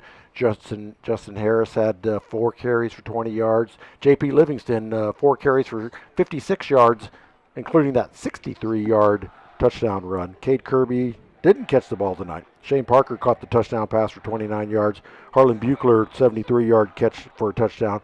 Max Smith, 2 catches for 15 yards and a 9-yard touchdown. Lucas Meyer, 2 catches for 47 yards. Caden Profit caught 1 for 25, and Carter Casey caught 1 for 2 yards. So all in all, just a total domination for Jesuit. If you eliminate that last possession because they just took a knee, Jesuit had the ball 6 times. 6 possessions. We've had games where they've had 6 possessions in a quarter, but 6 possessions for the game, all touchdowns. Well, Chris, I want to just thank you for being here every week, as always. I mean, when I think back about the early years of our 28-year run and how often you used to go on exotic cruises with your wife, Gina Martinez, but you're now, as you've gotten to be 65 years old, you're here more regularly, and we really appreciate the job you've done. Yeah, I like to sit back and have a drink with a bamboo umbrella in it. Chris Martinez is the best. 28 years we've had together, and folks, what a treasure he is to the Jesuit community. He'll be with us, of course, next week with Chris Ackles and Kevin Fitzsimmons. So, Kevin, your final thoughts as you look forward to the Rangers getting ready to roll into the playoffs. As healthy as they've been all year, they've really got it moving, clicking on offense. The defense, we heard Carson Long talk about that. He's been probably the most impressed with the defensive unit throughout the season. I mean, it's all things are really clicking on all cylinders right now for Jesuit. Yeah, you're exactly right, Tom. And when you think about playoffs in any sport, you want to be moving in the right direction at the right time. You want your team to be gelling. You want everybody to be healthy. And I do think Jesuit has been playing their best football over the last few weeks. You lose a close game to Richardson by 1 point, who's going to end up winning this district, after they beat Lake Highlands last week. So I think the Rangers are poised to do well now and take this momentum into the playoffs. Yeah, and think about it. Jesuit was up on Richardson with 38 seconds to go before, and give credit to Richardson. They hit about a 42-yard touchdown to win that one. I was in Mexico that weekend listening to you and Chris call that one, and Jesuit was 1 play away from beating the team that that beat Lake Highlands and is winning this district. Even if they tied, I think Richardson was going to win tonight, but even if Richardson lost tonight and Lake Highlands won, they would tie. But Richardson had won the head-to-head, so I think they would be the number 1 seed no matter what. But yeah, they won last night, so they are the number 1 seed. Excuse me. Thursday. That's exactly right. Well, Kevin, great to be with you. You know, I last year, after 27 years of doing almost every game full-time, I announced I was going to cut back my schedule. I want to thank the great folks at Jesuit. I want to thank you and Chris Ackles for welcoming me back. I got to do 5 games, I guess 4.5, since we only got to do half a game against New Orleans Jesuit because of the weather, but it was just so great to be with you. You know, I've said it before, 25 years with your dad and with Chris Martinez, and now to do a half a year with you. I'm so proud of how you and Chris Ackles have taken up the torch, and I hope you guys do it for the next 28 years with me also, of course, appearing from time to time. Yeah. Absolutely. I'm looking forward to being here next year. That's one of the great things. We can never let Chris Ackles stop having the Notre Dame job, because if he does, he may be able to do all the games here. So looking forward to that. But you did a great job, and I'm looking forward to watching and listening to you, Chris, and Carson next week. Yeah, thanks, Tom. Great to be with you this season as well, and hopefully maybe we'll look at doing a playoff game down the road in a few weeks if the Rangers are fortunate. Want to say just thanks. This makes a lot of people here who make this broadcast happen. You know, Chris Ackles and I talked about this last week. We get to be the talking heads. But thanks to Brian Henry, Sports Information Director at Jesuit, who's been excellent this year in his first year. And thanks to all the students tonight who are with us. We thank, as obviously, Carson Long, who is a big part of our broadcast tonight, but also Mercury Cox and Henry Jeedy were across the way working on stats with Mr. Henry, and then we also had Pedro Rios in the booth with us, who was working on the scoreboard with Zach from Tradio. So thanks to the folks at Tradio also for getting the broadcast done for us all season long. Yeah, Zach did a great job tonight, and of course Trey Bell, who runs Tradio, has been with us for some games earlier this year. We appreciate all of their efforts. Your final score tonight: Jesuit 48, the Irving Nimitz Vikings 8. Jesuit finishes as the number 1 seed for District 7-6A going into the Division II playoffs. Chris Ackles, Kevin Fitzsimmons, Chris Martinez, and Carson Long will have the action next Friday night, 7 o'clock kick, Ranger Stadium. We need you all to come out and support the win for the Jesuit Rangers. It could be exciting. I know it'll be exciting, and we hope the Rangers bring home the victory. But for my broadcast partner, Kevin Fitzsimmons and Chris Martinez, I'm Tom Walsh. Thank you for listening tonight. Your final score: Jesuit 48, Irving Nimitz 8. Have a great week, and go Rangers.